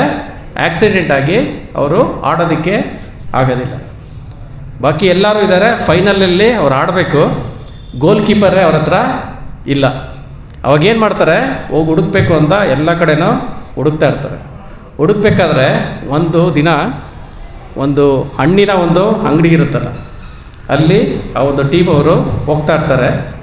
ಅಲ್ಲಿ ಒಬ್ಬ ಹುಡುಗ ಕಲ್ಲಂಗಡಿ ಹಣ್ಣು ಇರುತ್ತಲ್ಲ, ಒಂದು ದೊಡ್ಡ ಲಾರಿಯಿಂದ ಲೋಡ್ ಬಂದಿರುತ್ತೆ, ಅವನು ಕಲ್ಲಂಗಡಿ ಹಣ್ಣನ್ನು ತೊಗೊಳ್ತಾನೆ, ಅಂಗಡಿ ಒಳಗಡೆ ಹಾಕ್ತಾ ಇರ್ತಾನೆ. ಸೊ ಇದನ್ನು ಅವರು ನೋಡ್ತಾರೆ. ಆ ಕಲ್ಲಂಗಡಿ ಹಣ್ಣು ಎಷ್ಟು ದೊಡ್ಡದಾಗಿದೆ, ಎಷ್ಟು ಭಾರ ಇರುತ್ತೆ, ಯಾವ ರೀತಿ ಬಿಸಿ ಹಾಕಿದ್ರೂ ಆ ಹುಡುಗ ಏನು ಮಾಡ್ತಾ ಇರ್ತಾನೆ? ಈಸಿಯಾಗಿ ಕ್ಯಾಚ್ ಮಾಡ್ತಾ ಇರ್ತಾನೆ, ಒಳಗಡೆ ಅಂಗಡಿ ಒಳಗಡೆ ಹಾಕ್ತಾ ಇರ್ತಾನೆ. ಇದನ್ನು ನೋಡಿ ಅವ್ರಿಗೆ ಒಂದು ಐಡಿಯಾ ಬರುತ್ತೆ, ಓ ಇವನನ್ನು ಗೋಲ್ ಕೀಪರ್ ಮಾಡಿದ್ರೆ ಏನಾಗುತ್ತೆ, ಓ ನಾವು ಗೆಲ್ಬೋದು ಅಂತ ಅವನನ್ನು ಕರ್ಕೊಂಡು ಹೋಗ್ಬಿಟ್ಟು ಅವನನ್ನು ಗೋಲ್ ಕೀಪರು ಮಾಡ್ತಾರೆ. ಸೊ ಮ್ಯಾಚು ನಡೀತಾ ಇರುತ್ತೆ, ಎಂಟೈರ್ 90 ಮಿನಿಟ್ಸ್ ಆಗುತ್ತೆ. ಆಮೇಲೆ ಎಕ್ಸ್ಟ್ರಾ ಅಡಿಷ್ನಲ್ ಟೈಮು ಮುಗಿಯುತ್ತೆ. ಎಲ್ಲರೂ 0-0ನಲ್ಲೇ ಇಡ್ತಾರೆ. ಆ ಒಂದು ಟೈಮಲ್ಲಿ ಆಪೋಸಿಟ್ ಪಾರ್ಟಿಯಿಂದ ಜೋರಾಗಿ ಓಟ್ ಬಂದ್ಬಿಟ್ಟು ಕೊನೆಯ ಒಂದು ಮೂಮೆಂಟಲ್ಲಿ ಅವನು ಒದಿತಾನೆ ಗೋಲ್ ಹೊಡಿಬೇಕು ಅಂತ ಅಪೋಸಿಷನ್ ಪಾರ್ಟಿ. ಇವನು ಜೋರಾಗಿ ಆರೋಗಿ ಏನು ಮಾಡ್ತಾನೆ? ಆ ಒಂದು ಬಾಲನ್ನು ಹಿಡ್ಕೊಳ್ತಾನೆ. ಎಲ್ಲರೂ ಜೋರಾಗಿ ಕೂಗ್ತಾರೆ, ನೆಕ್ಸ್ಟ್ ಮೂಮೆಂಟ್ ಎಲ್ಲರಿಗೂ ಬೇಜಾರಾಗೋಗುತ್ತೆ. ಏನಕ್ಕೆ ಹೇಳಿ? ತಗೊಂಡಂಥ ಬಾಲನ್ನ ಏನು ಮಾಡ್ದ ಅವನು? ಒಳಗಡೆ ನೆಟ್ ಒಳಗಡೆ ಹಾಕ್ತ. ಕಲ್ಲಂಗಡಿ ಹಣ್ಣನ್ನು ಏನು ಮಾಡ್ತಿದ್ದ ಅವನು? ತಗೊಂಡು ಒಳಗಡೆ ಆಗ್ತಾ ಇದ್ದ. ಸೊ ಮನಸ್ಸು ಅನ್ನೋದು ನಾವು ಮಾಡೋವಂಥ ಪ್ರಾಕ್ಟೀಸಿಂದ ಏನಾಗಿರುತ್ತೆ, ಅದಕ್ಕೇ ಕಂಪ್ಲೀಟಾಗಿ ಟ್ಯೂನ್ ಆಗಿಬಿಟ್ಟಿರುತ್ತೆ. ನಿಮಗೆ ಗೊತ್ತಿಲ್ಲದೆ ಇರಲಿ, ಆಟೋಮೆಟಿಕ್ಕಾಗಿ ಅದು ಆ ಒಂದು ಕೆಲಸನ ಅದು ಮಾಡ್ತಾ ಇರುತ್ತೆ. ನಾವು ಈ ಒಂದು ಮನಸ್ಸಿಗೆ ಟ್ರೈನಿಂಗ್ ಕೊಡ್ದಿರ ಏನು ಮಾಡ್ತೀವಿ, ಅದಕ್ಕೆ ಇಷ್ಟ ಬಂದಂಗೆ ಮೇಯ್ಕೊಂಡಿರೋಂಥ ಬೀದಿನಲ್ಲೇ ಬಿಟ್ಬಿಟ್ಟಿರ್ತೀವಿ. ಸೊ ಅದು ನಮ್ಮನ್ನು ಕುಣಿಸ್ತಾ ಇರುತ್ತೆ. ಸೊ ಇಲ್ಲಿ ಭಗವಂತ ಏನು ಹೇಳ್ತಾ ಇರೋದು, ಇದರ ಮೇಲ್ಗಡೆ ಇದೆಯಲ್ಲ, ಇದನ್ನು ಕಂಟ್ರೋಲ್ ಮಾಡೋವಂಥ ಕೆಪಾಸಿಟಿ ಇದೆಯಲ್ಲ, ಯಾವುದದು? ಬುದ್ಧಿ. ಆ ಒಂದು ಬುದ್ಧಿ ಯೋಗದ ಬಗ್ಗೆ ಭಗವಂತ ಇಲ್ಲಿ ಹೇಳ್ತಾ ಇರೋದು. ಸೊ ಬುದ್ಧಿ ಅಂದರೆ ಏನು? ಇಂಟೆಲಿಜೆನ್ಸ್. ಇಂಟೆಲಿಜೆನ್ಸ್ ಅಂದರೆ ಏನು? ಯಾವುದು ಜ್ಞಾನ, ನಾಲೆಜ್ ಅನ್ನೋದೇನಿದೆ, ಇದರ ಒಂದು ಸಮ್ಮರೈಸ್ಡ್ ಡೇಟಾಬೇಸು ಈ ಒಂದು ಇಂಟೆಲಿಜೆನ್ಸ್. ನಾವಲ್ಲಿ ಗಾರ್ಬೇಜ್ ಹಾಕಿದ್ರೆ, ಕಸ ಹಾಕಿದ್ರೆ ಕಸನೇ ಹೊರಗಡೆ ಬರೋದು. ಸಂಸ್ಕಾರ ಇಲ್ದಿರ ನಾವೇನಾದರೂ ಬೆಳೆಸಿದ್ರೆ ಅದು ಏನು ಹೇಳುತ್ತೆ ಮನಸ್ಸಿಗೆ, ಹೌದು ಇದೇ ಸರಿ, ನೀನು ಇದೇ ರೀತಿ ಬಾಳು ಅಂತ ಬಿಡ್ತಾ ಇರುತ್ತೆ. ಅದಕ್ಕೆ ತಕ್ಕನಾಗಿ ನಾವು ಜೀವನನ ಮಾಡ್ತಾ ಇರ್ತೀವಿ. ಯಾವಾಗ ನಾವು ಭಗವಂತ ಏನು ಹೇಳಿದ್ದಾನೆ, ಈ ಒಂದು ಧರ್ಮದ ತತ್ವಗಳನ್ನು ನಾವು ಇಂಟೆಲಿಜೆನ್ಸ್ನಲ್ಲಿ ಇಡ್ತೀವಿ, ಆ ಒಂದು ಜ್ಞಾನವನ್ನು ತುಂಬ್ಕೊಳ್ತೀವಿ, ಅವಾಗ ಏನು ಹೇಳುತ್ತೆ, ಮನಸ್ಸು ಹೇಳುತ್ತೆ, ಇಲ್ಲ ಇವತ್ತು ನಾನು ಇದೇನಾದರೂ ಒಂದು ಮಾಡಿದ್ರೆ ಏನೂ ಆಗಲ್ಲ ಅಂತ. ಬುದ್ಧಿ ಏನು ಹೇಳುತ್ತೆ, ಮಾಡಬೇಡ ಅಂತ ಅದು ತಡೆಯುತ್ತೆ. ಸೊ ಅಂಥ ಪವರ್ ಯಾವುದಕ್ಕಿರೋದು? ಬುದ್ಧಿಗೆ. ಈ ಒಂದು ನಾಲೆಡ್ಜನ್ನ ಭಗವಂತ ಇಲ್ಲಿ ಭಗವದ್ಗೀತೆಯಲ್ಲಿ ನಮಗೆ ಕೊಡ್ತಾ ಇರೋದು. ಈ ಒಂದು ಜ್ಞಾನದ ಒಂದು ಬೆಳಕಿನಿಂದ ನಾವೇನು ಮಾಡಬೇಕು, ಆ ಒಂದು ಮನಸ್ಸನ್ನು ಕಂಟ್ರೋಲ್ ಮಾಡಬೇಕು. ಆ ಒಂದು ಮನಸ್ಸು ಈ ಒಂದು ದೇಹಕ್ಕೆ ಯಾವ ರೀತಿ ಜೀವನ ಮಾಡಬೇಕು ಮಾಡಬಾರ್ದು ಅನ್ನೋದನ್ನು ಹೇಳಿ ಕೊಡುತ್ತೆ. ಸೊ ಈ ಒಂದು ಬುದ್ಧಿನಲ್ಲಿ ಏನಿರಬೇಕು, ಇಲ್ಲಿ ಭಗವಂತ ಏನು ಹೇಳ್ತಾ ಇದ್ದಾನೆ, ವ್ಯವಸಾಯಾತ್ಮಿಕ ಬುದ್ಧಿ ಏಕೇಹ ಕುರುನಂದನ. ಯಾರ ಒಂದು ಮನಸ್ಸು ಕೃಷ್ಣ ಪ್ರಜ್ಞೆಯ ಒಂದು ಮನಸ್ಸಾಗಿರುತ್ತೆ, ಅವರಿಗೆ ಒಂದೇ ಒಂದು ದೃಢ ನಿಶ್ಚಯ ಅನ್ನೋದು ಇರುತ್ತೆ. ಯಾರಿಗೆ ಇಂಥ ಒಂದು ವ್ಯವಸಾಯಾತ್ಮಿಕ ಬುದ್ಧಿ ಇರಲ್ಲ, ಅವರಿಗೆ ಎಷ್ಟು ಬಹುಶಾಖ ಅನಂತಾಶ್ಚ, ಒಂದೊಂದಲ್ಲ ತಲೆಯಲ್ಲಿ ಅದು ಮಾಡಬೇಕು, ಇದು ಮಾಡಬೇಕು, ಇದು ಮಾಡಬೇಕು, ಇದು ಮಾಡಬೇಕು, ಇದು ಮಾಡಬೇಕು, ಈ ರೀತಿ 1000 ಶಾಖೆಗಳಿರುತ್ತೆ. ಎಲ್ಲದರಲ್ಲೂ ನಾವೇನು ಮಾಡ್ತಾ ಇರ್ತೀವಿ, ಎಲ್ಲ ಮಾಡೋದಕ್ಕೆ ಹೋಗ್ತಾ ಇರ್ತೀವಿ, ಎಲ್ಲದರಲ್ಲೂ ಗೊಂದಲಕ್ಕೆ ಒಳಗಾಗ್ತಾ ಇರ್ತೀವಿ. ಎಲ್ಲ ಮಾಡೋದ್ರಿಂದ ನಮ್ಗೆ ಅದರಿಂದ ಪಾಪ ಪುಣ್ಯ ಎಲ್ಲನೂ ಬಂದು ನಮಗೆ ಸತಾಯಿಸ್ತಾ ಇರುತ್ತೆ. ಸೊ ಇಲ್ಲಿ ಕೃಷ್ಣ ಏನು ಹೇಳ್ತಾ ಇದ್ದಾನೆ, ನೀನು ವ್ಯವಸಾಯಾತ್ಮಿಕ ಬುದ್ಧಿನಲ್ಲಿ ಸ್ಥಿತನಾಗು ಅಂತ. ಅಂದರೆ ಕೃಷ್ಣ ಪ್ರಜ್ಞೆನಲ್ಲಿ ಇರುವಂಥ ಒಂದು ಬುದ್ಧಿನ ಇಟ್ಕೋ ಅಂತ. ನಾವು ಯಾವಾಗಲೂ ಯಾವ ಒಂದು ಬುದ್ಧಿನಲ್ಲಿರ್ತೀವಿ, ನನ್ನ ಸ್ವಬುದ್ಧಿನಲ್ಲಿರ್ತೀವಿ. ಯಾವಾಗಲೂ ನಮ್ಮ ಒಂದು ಸ್ವಾರ್ಥದ ಒಂದು ಬುದ್ಧಿನಲ್ಲೇ ಇರೋದು. ನಾವು ಏನೆಲ್ಲ ಮಾಡಬೇಕು ಅಂತಿದ್ದೀವೋ ಅದೆಲ್ಲನೂ ಯಾರಿಗೋಸ್ಕರ ಮಾಡಬೇಕು ಅಂತಿರ್ತೀವಿ, ನನಗೋಸ್ಕರ ಮಾಡಬೇಕು ಅಂತಲೇ ನಾವು ಜೀವನನ ಮಾಡ್ತಾ ಇರ್ತೀವಿ. ನೀವು ಯಾರನ್ನಾದರೂ ಕೇಳಿ, ಹೋಗಿ ಇಂಟರ್ವ್ಯೂ ಮಾಡಿ, ನೀನು ನಿನ್ನ ಜೀವನದಲ್ಲಿ ಏನಾಗಬೇಕು ಅಂತಿದೆಯೋ ಅಂತ ಕೇಳಿದ್ರೆ ಏನು ಹೇಳ್ತಾರೆ, ನಾನು ಅದಾಗಬೇಕು, ಇದಾಗಬೇಕು, ಈ ಒಂದು ಪೊಸಿಷನ್ಗೆ ಹೋಗಬೇಕು, ಇಷ್ಟು ಸಂಬಳ ತೊಗೋಬೇಕು, ಇಷ್ಟು ಸಂಪಾದನೆ ಮಾಡಬೇಕು, ಇಂಥ ಒಂದು ಮನೆ ಬೇಕು, ಇಂಥ ಒಂದು ಕಾರೇ ಬೇಕು ನನಗೆ, ಈ ರೀತಿ 1000 ಹೇಳ್ತೀವಿ ನಾವು. ಇಂಥ ಒಂದು ಬಟ್ಟೆನೇ ಹಾಕ್ಕೋಬೇಕು, ಇಂಥ ಬ್ರ್ಯಾಂಡೇ ಇರಬೇಕು, ಇಂಥದೇ ವಾಚ್ ಬೇಕು ನನಗೆ, ಇಂಥನೇ ಶೂ ಬೇಕು, ಇಂಥನೇ ಬೆಲ್ಟ್ ಬೇಕು, ಒಂದಲ್ಲ ಎರಡಲ್ಲ, ಮುಗಿಯದ ಕತೆ ಅದು. ಈ ರೀತಿ 1000 ಇಟ್ಕೊಂಡಿರ್ತೀವಿ. ಇದನ್ನೆಲ್ಲನೂ ಪೂರೈಸೋದಕ್ಕೆ ನಾವೇನು ಮಾಡ್ತಾ ಇರ್ತೀವಿ, ಕೆಲಸನ ಮಾಡ್ತಾ ಇರ್ತೀವಿ. ಬಹುಶಾಖ ಹೆನಂತಾಶ್ಚ ಬುದ್ಧಯೋ ಅವ್ಯಯಸಾಯಿನ. ಇವನಿಗೆ ಅನೇಕ ಶಾಖೆಗಳಿದ್ದು ಒಂದು ದೃಢ ನಿಶ್ಚಯ ಅನ್ನೋದು ಇಲ್ದಿರ ಅವನ ಲೈಫಲ್ಲಿ ಏನಾಗಿರ್ತಾನೆ, ಕಂಪ್ಲೀಟ್ಲಿ ಡಿಸ್ಟರ್ಬ್ ಆಗಿರ್ತಾನೆ. ಒಂದು ದೃಢ ನಿಶ್ಚಯ, ಇನ್ನೊಂದು ಗೊಂದಲ, ಡಿಸ್ಟರ್ಬ್ ಆಗಿರುವಂಥದ್ದು. ಸೊ ಯಾವಾಗ ನಮ್ಮ ಮನಸ್ಸು ಕೃಷ್ಣನ ಒಂದು ಅಥವಾ ನಮ್ಮ ಬುದ್ಧಿ ವ್ಯವಸಾಯಾತ್ಮಕ ಬುದ್ಧಿ ಆಗುತ್ತೆ, ಅಂದರೆ ಭಗವಂತನ ಸೇವೆಗೋಸ್ಕರ ಅಂತ ಜೀವನ ಮಾಡೋದಕ್ಕೆ ಹೋಗುತ್ತೆ, ಆವಾಗ ಏನಾಗುತ್ತೆ, ಅದಕ್ಕೆ ಒಂದೇ ಗುರಿ ಇರುತ್ತೆ. ನಾನು ಏನೇ ಮಾಡಿದ್ರೂ ಅಲ್ಟಿಮೇಟ್ಲಿ ಯಾರಿಗೋಸ್ಕರ? ಕೃಷ್ಣನಿಗೆ ನಾನು ತೃಪ್ತಿಪಡಿಸೋದಕ್ಕೋಸ್ಕರ ಮಾಡ್ತಾಯಿದ್ದೀನಿ ಅಂತ ಜೀವನನ ಮಾಡ್ತಾ ಇರ್ತಾರೆ. ಏನೇ ಆಗಲಿ ಜೀವನದಲ್ಲಿ, ಕಷ್ಟ ಬರಲಿ ಸುಖ ಬರಲಿ, ಎಷ್ಟೋ ಸಂಪಾದನೆ ಆಗಲಿ, ನಾನು ದೊಡ್ಡ ಸಾಹುಕಾರ ಆಗಲಿ, ಇನ್ನು ತುಂಬ ಚೆನ್ನಾಗಿ ನನಗೆ ಒಂದು ನೇಮು ಫೇಮು ಏನೆಲ್ಲ ಬರಲಿ, ಕಡೆಗೆ ಏನು ಮಾಡ್ತಾ ಇರ್ತಾನೆ ಅವನು? ಕೃಷ್ಣನ ಒಂದು ಸೇವೆಗೋಸ್ಕರನೇ ಅಂತ ತನ್ನ ಜೀವನವನ್ನು ಮಾಡ್ತಾ ಇರ್ತಾನೆ. ಸೊ ಯಾವ ರೀತಿ ಮಾಡ್ತಾ ಇರ್ತಾನೆ? ಕೆರೆಯ ನೀರನ್ನು ಕೆರೆಗೆ ಚೆಲ್ಲಿ ವರವ ಪಡೆದವರಂತೆ ಕಾಣಿರೋ. ಅವನಿಗೆ ಗೊತ್ತಿದೆ, ನಾನು ಆಗ್ತಾ ಇರೋವಂತಹ ನೀರು ಎಲ್ಲಿಂದ ಬಂದಿರೋದು? ಅದೇ ಕೆರೆಯಿಂದನೇ ನಾನು ತೊಗೊಂಡಿರೋದು. ನನಗೆ ಕೊಟ್ಟಿರೋದು ಯಾರು ಇದನ್ನು? ಅವನೇ. ಅವನ ಸೇವೆಗೋಸ್ಕರನಂತೆ ಅವನು ಮುಡುಪಾಗಿರ್ತಾನೆ. ಅದಕ್ಕೋಸ್ಕರ ಅವನು ಒಂದೇ ಶಾಖೆ ಇರುತ್ತೆ, ಒಂದೇ ದೃಢ ನಿಶ್ಚಯ ಇರುತ್ತೆ. ಅಲ್ಲಿ ಕೃಷ್ಣನ ಒಂದು ಸಂತೃಪ್ತಿ, ಕೃಷ್ಣನ ಒಂದು ಸೇವೆ ಅಷ್ಟೇ ಇರುತ್ತೆ. ಅದನ್ನೇನ ತೆಗೆದು ನಾನು ಅನ್ನೋದನ್ನು ಹಾಕಿದ್ರೆ ಏನಾಗುತ್ತೆ? ಬಹುಶಾಖಗಳು, ಅದರಿಂದ ಬರುವಂಥ ಅನೇಕ ಗೊಂದಲಗಳು, ಅದರಿಂದ ಬರುವಂತಹ ಪಾಪ ಪುಣ್ಯಗಳು, ಇವೆಲ್ಲದರ ಒಂದು ಜಂಜಾಟದಲ್ಲಿ ನಾನು ಸಿಕ್ಕಾಕೊಳ್ತೀನಿ. ಗೊಂದಲಮಯವಾದಂತಹ ಜೀವನನ ನಾನು ಮಾಡ್ತೀನಿ. ಸೊ ಅದನ್ನೇ ಇಲ್ಲಿ ಭಗವಂತ ಹೇಳ್ತಾ ಇದ್ದಾರೆ. ಸೊ ಇಲ್ಲಿ ಶ್ರೀಲ ಪ್ರಭುಪಾದರು ನಮಗೆ ಇನ್ನೂ ಡೀಟೇಲಾಗಿ ಇದನ್ನು ವಿವರಣೆಯೂ ಸಹ ಕೊಡ್ತಾ ಇದ್ದಾರೆ. ಯಾವ ರೀತಿ ಈ ಒಂದು ಭೌತಿಕ ಪ್ರಪಂಚದಲ್ಲಿ ಭಗವಂತನ ಸಾಕ್ಷಾತ್ ಪ್ರತಿನಿಧಿ ಅಂದರೆ ಗುರುಗಳು. ಸೊ ಗುರುಗಳು ಏನು ಹೇಳ್ತಾರೋ ಅದು ಭಗವಂತ ಹೇಳಿದ್ದನ್ನೇ ಹೇಳ್ತಾರೆ. ಅವರು ಹೇಳಿದ್ದನ್ನು ನಾವು ನಮ್ಮ ಜೀವನದಲ್ಲಿ ಪಾಲಿಸಿದರೆ ಸಾಕು, ನಮ್ಮ ಜೀವನ ಭಗವಂತನ ಸೇವೆಯಲ್ಲಿ ವ್ಯವಸಾಯಾತ್ಮಕ ಬುದ್ಧಿಯಾಗಿ ಇರುತ್ತೆ. ಅವರ ಸಂದೇಶವನ್ನು ನಾವೇನು ಮಾಡಬೇಕು? ನಮ್ಮ ಜೀವನದಲ್ಲಿ ಅನುಷ್ಠಾನ ಮಾಡ್ಕೋಬೇಕು.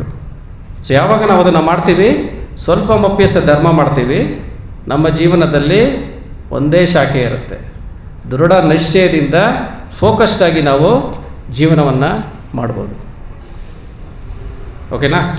ಸೊ ನೆಕ್ಸ್ಟ್ ಶ್ಲೋಕನ ನೋಡೋಣ. ಶ್ಲೋಕ 42, ಶ್ಲೋಕ 43 ಎರಡು ಜೊತೆಯಾಗಿದೆ. ಇದನ್ನು ರಿಪೀಟ್ ಮಾಡಿ. ಯಾಮಿಮಾಂ ಪುಷ್ಪಿತಾಂ ವಾಚಂ ಪ್ರಪದ್ಯಂತ ವಿಪಶ್ಚಿತಃ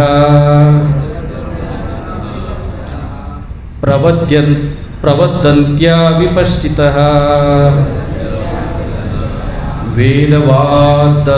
ವೇದವಾದರತಾ ಪಾರ್ಥ ನಾನ್ಯದಸ್ತಿ ವಾದಿನಃ ಕಾಮಾತ್ಮನ ಸ್ವರ್ಗಪರ ಜನ್ಮ ಕರ್ಮ ಫಲಪ್ರದ ಕ್ರಿಯಾ ವಿಶೇಷ ಬಹುಲಾಂ ಭೋಗೈಶ್ವರ್ಯ ಗತಿಂ ಪ್ರತಿ. ಅನುವಾದ ಇದನ್ನು ರಿಪೀಟ್ ಮಾಡಿ. ಅಲ್ಪಜ್ಞಾನಿಗಳಾದವರು ವೇದಗಳಲ್ಲಿನ ಅಲಂಕಾರದ ಮಾತುಗಳಿಗೆ ಮೋಹಗೊಳ್ಳುತ್ತಾರೆ.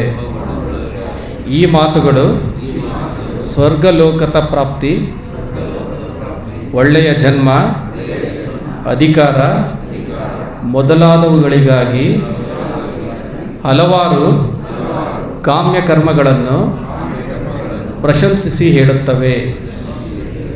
ಇಂದ್ರಿಯ ತೃಪ್ತಿ ಮತ್ತು ಭೋಗ ಜೀವನಗಳನ್ನು ಬಯಸಿ ಇವಕ್ಕಿಂತ ಉತ್ತಮವಾದದ್ದು ಏನೂ ಇಲ್ಲ ಎಂದು ಅವರು ಹೇಳುತ್ತಾರೆ. ನಾವು ಯಾವಾಗ ಕೃಷ್ಣನ ಬಿಟ್ಟು ನನ್ನ ಒಂದು ಸ್ವಾರ್ಥದ ಪ್ರಜ್ಞೆಯನ್ನು ಇಟ್ಕೊತೀನಿ, ಆವಾಗ ನನಗೆ ಈವನ್ ವೇದಗಳಲ್ಲಿ ಹೇಳಿರೋದನ್ನು ಸಹ ಈ ಕರ್ಮದ ಒಂದು ಕಾಂಡ ಥರನೇ ಕಾಣುತ್ತೆ. ಈ ಒಂದು ಪೂಜೆ ಮಾಡಿದ್ರೆ ನನಗೆ ಈ ಥರ ಒಳ್ಳೆಯದಾಗುತ್ತೆ, ಈ ಒಂದು ಯಜ್ಞವನ್ನು ನೀನು ಮಾಡು, ಅದನ್ನು ಮಾಡು, ಇದನ್ನು ಮಾಡು, ಇದರಿಂದ ನಿನಗೇನು ಬರುತ್ತೆ, ಮುಂದಿನ ಜನ್ಮದಲ್ಲಿ ಸ್ವರ್ಗದ ಲೋಕದ ಪ್ರಾಪ್ತಿಯಾಗುತ್ತೆ, ಒಳ್ಳೆಯ ಜನ್ಮ ಸಿಗುತ್ತೆ, ಇಲ್ಲ ಉತ್ತಮ ಅಧಿಕಾರ ಸಿಗುತ್ತೆ, ಪೊಸಿಷನ್ ಸಿಗುತ್ತೆ. ಸೊ ಈ ರೀತಿ ನಾವೇನು ಮಾಡ್ತಾ ಇರ್ತೀವಿ, ಅದಕ್ಕೋಸ್ಕರನೇ ನಾವು ಜೀವನನ ಮಾಡೋದಕ್ಕೆ ಹೋಗ್ತೀವಿ. ಅಲ್ಟಿಮೇಟ್ಲಿ ಅದು ನಾವು ಯಾರಿಗೋಸ್ಕರ ಮಾಡಬೇಕು ಅದನ್ನು ಮರ್ತೋಗ್ತೀವಿ. ಅಲ್ಲಿ ಭಗವಂತನಿಗೋಸ್ಕರ ಮಾಡಬೇಕು, ಅದನ್ನೇ ನಾವೇನು ಮಾಡ್ತೀವಿ, ಇಲ್ಲಿ ಮರೆತು ಹೋಗ್ತೀವಿ. ಆವಾಗ ಏನಾಗುತ್ತೆ, ನಾವು ಈ ರೀತಿ ನಮ್ಮ ವೇದ ಪುರಾಣಗಳಲ್ಲಿ ಕೊಟ್ಟಿರೋಂತಹ ಕೆಲವೊಂದು ಪೂಜಾ ಕ್ರಮಗಳು, ಯಜ್ಞ ಯಾಗಾದಿಗಳು ಬರೀ ಇದ್ರ ಮೇಲೇ ಫೋಕಸ್ ಮಾಡಿ, ಓಕೆ ಈ ದಿನ ಹಿಂಗೆ ಪೂಜೆ ಕೊಟ್ಬಿಡೋಣ, ಈ ರೀತಿ ಅಭಿಷೇಕ ಕೊಟ್ಬಿಡೋಣ, ಒಳ್ಳೆಯದಾಗತ್ತೆ, ಇದಾಗತ್ತೆ, ಅದಾಗತ್ತೆ, ಈ ದೋಷ ಹೋಗುತ್ತೆ, ಆ ದೋಷ ಹೋಗುತ್ತೆ. ಇಲ್ಲೆಲ್ಲ ನೀವು ಇದರ ಮೂಲ ಒಂದು ಇದನ್ನು ನೋಡಿದ್ರೆ ಅಲ್ಲಿ ನಾನು ಅನ್ನೋದೇ ಇರ್ತೀನಿ. ಯಾರಿಗೂ ಒಳ್ಳೇದಾಗತ್ತೆ, ಏನಾಗುತ್ತೆ, ಯಾರಿಂದ ದೋಷ ಹೋಗುತ್ತೆ, ಅಲ್ಲೆಲ್ಲ ನಾನು ಅನ್ನೋದೇ ಅಲ್ಲಿ ಇರುತ್ತೆ. ಸೊ ಇಲ್ಲಿ ಕೃಷ್ಣ ಏನು ಹೇಳ್ತಾ ಇರೋದು, ಇದನ್ನು ಬಿಟ್ಟು ಹೊರಗಡೆ ಬಾ. ನೀನು ಅನ್ನೋದಿದ್ದರೆ ಅದು ಯೋಗ ಆಗದೇ ಇಲ್ಲ. ಅಲ್ಲಿ ಯಾರಿರಬೇಕು, ಭಗವಂತ ಇರಬೇಕು, ಆವಾಗ ಅದು ಯೋಗ ಅನ್ನೋದು ಆಗುತ್ತೆ. ಈವನ್ ನಮಗೆ ಎಲ್ಲ ಒಂದು ಆಚರಣೆಗಳು ಎಲ್ಲನೂ ನಾವು ಸ್ಟೆಪ್ ಬೈ ಸ್ಟೆಪ್ಪು ಮುಂದಕ್ಕೆ ಹೋಗೋದಕ್ಕೋಸ್ಕರನೇ ಭಗವಂತ ಎಲ್ಲ ಕೊಟ್ಟಿದ್ದಾನೆ. ಈ ಇದರಲ್ಲೂ ಅಲ್ಟಿಮೇಟ್ ಆಗಿರೋವಂಥ ಒಂದು ಪರ್ಪಸ್ನೇ ನಾವು ಮರ್ತೋದ್ರೆ, ಇವೆಲ್ಲ ಕೊಟ್ಟಿರೋದು, ಈ ಒಂದು ಯಜ್ಞ ಯಾಗಾದಿಗಳು, ಪೂಜೆಗಳು, ಈ ಒಂದು ಅಭಿಷೇಕಗಳು, ಇವೆಲ್ಲ ಕೊಟ್ಟಿರೋದು ಅಲ್ಟಿಮೇಟ್ಲಿ ಅವನ ಸೇವೆ ಮಾಡೋದಕ್ಕೋಸ್ಕರ. ಅದನ್ನು ನಾವೇನು ಕನ್ವರ್ಟ್ ಮಾಡ್ಕೊತೀವಿ, ನನ್ನ ಸೇವೆಗೋಸ್ಕರ, ನಾನು ನನ್ನ ಸ್ವಾರ್ಥಕ್ಕೋಸ್ಕರ ಅದನ್ನು ಬದಲಾವಣೆ ಮಾಡ್ಕೊಂಬಿಡ್ತೀವಿ. ಸೊ ಆ ಒಂದು ಮೂಲ ಉದ್ದೇಶ ಏನಿದೆ ಅದರಿಂದ ನಾವು ಯಾವತ್ತೂ ವಿಮುಖ ಆಗಬಾರ್ದು. ಆ ಒಂದು ಮೂಲ ಉದ್ದೇಶ ಏನು, ಅವನ ಸೇವೆಗೋಸ್ಕರನೇ. ದೇವಸ್ಥಾನ ಇರೋದು ಅವನ ಸೇವೆಗೋಸ್ಕರನೇ, ಅಲ್ಲಿ ನಡೆಯುವಂಥ ಒಂದು ಪೂಜೆಗಳು ಅವನ ಸೇವೆಗೋಸ್ಕರನೇ. ನನಗೆ ಯಾವುದೋ ಒಂದು ಕಷ್ಟ ಇದೆ ಅದನ್ನು ತೀರ್ಸೋದಕ್ಕಲ್ಲ, ಅದು ಅವನು ಕರುಣೆ ಕೊಡ್ತಾನೆ, ನನ್ನ ಸ್ವಾರ್ಥಕ್ಕೋಸ್ಕರ ಅಲ್ಲ. ಅಲ್ಲಿ ನಡೆಯುವಂಥ ಅಭಿಷೇಕ ಅವನ ಸೇವೆಗೋಸ್ಕರನೇ, ಅಲ್ಲಿ ನಡೆಯುವಂಥ ನೈವೇದ್ಯ ಅವನ ಸೇವೆಗೋಸ್ಕರನೇ. ನಮಗೇನು ಸಿಗುತ್ತೆ, ಪ್ರಸಾದ ಸಿಗುತ್ತೆ.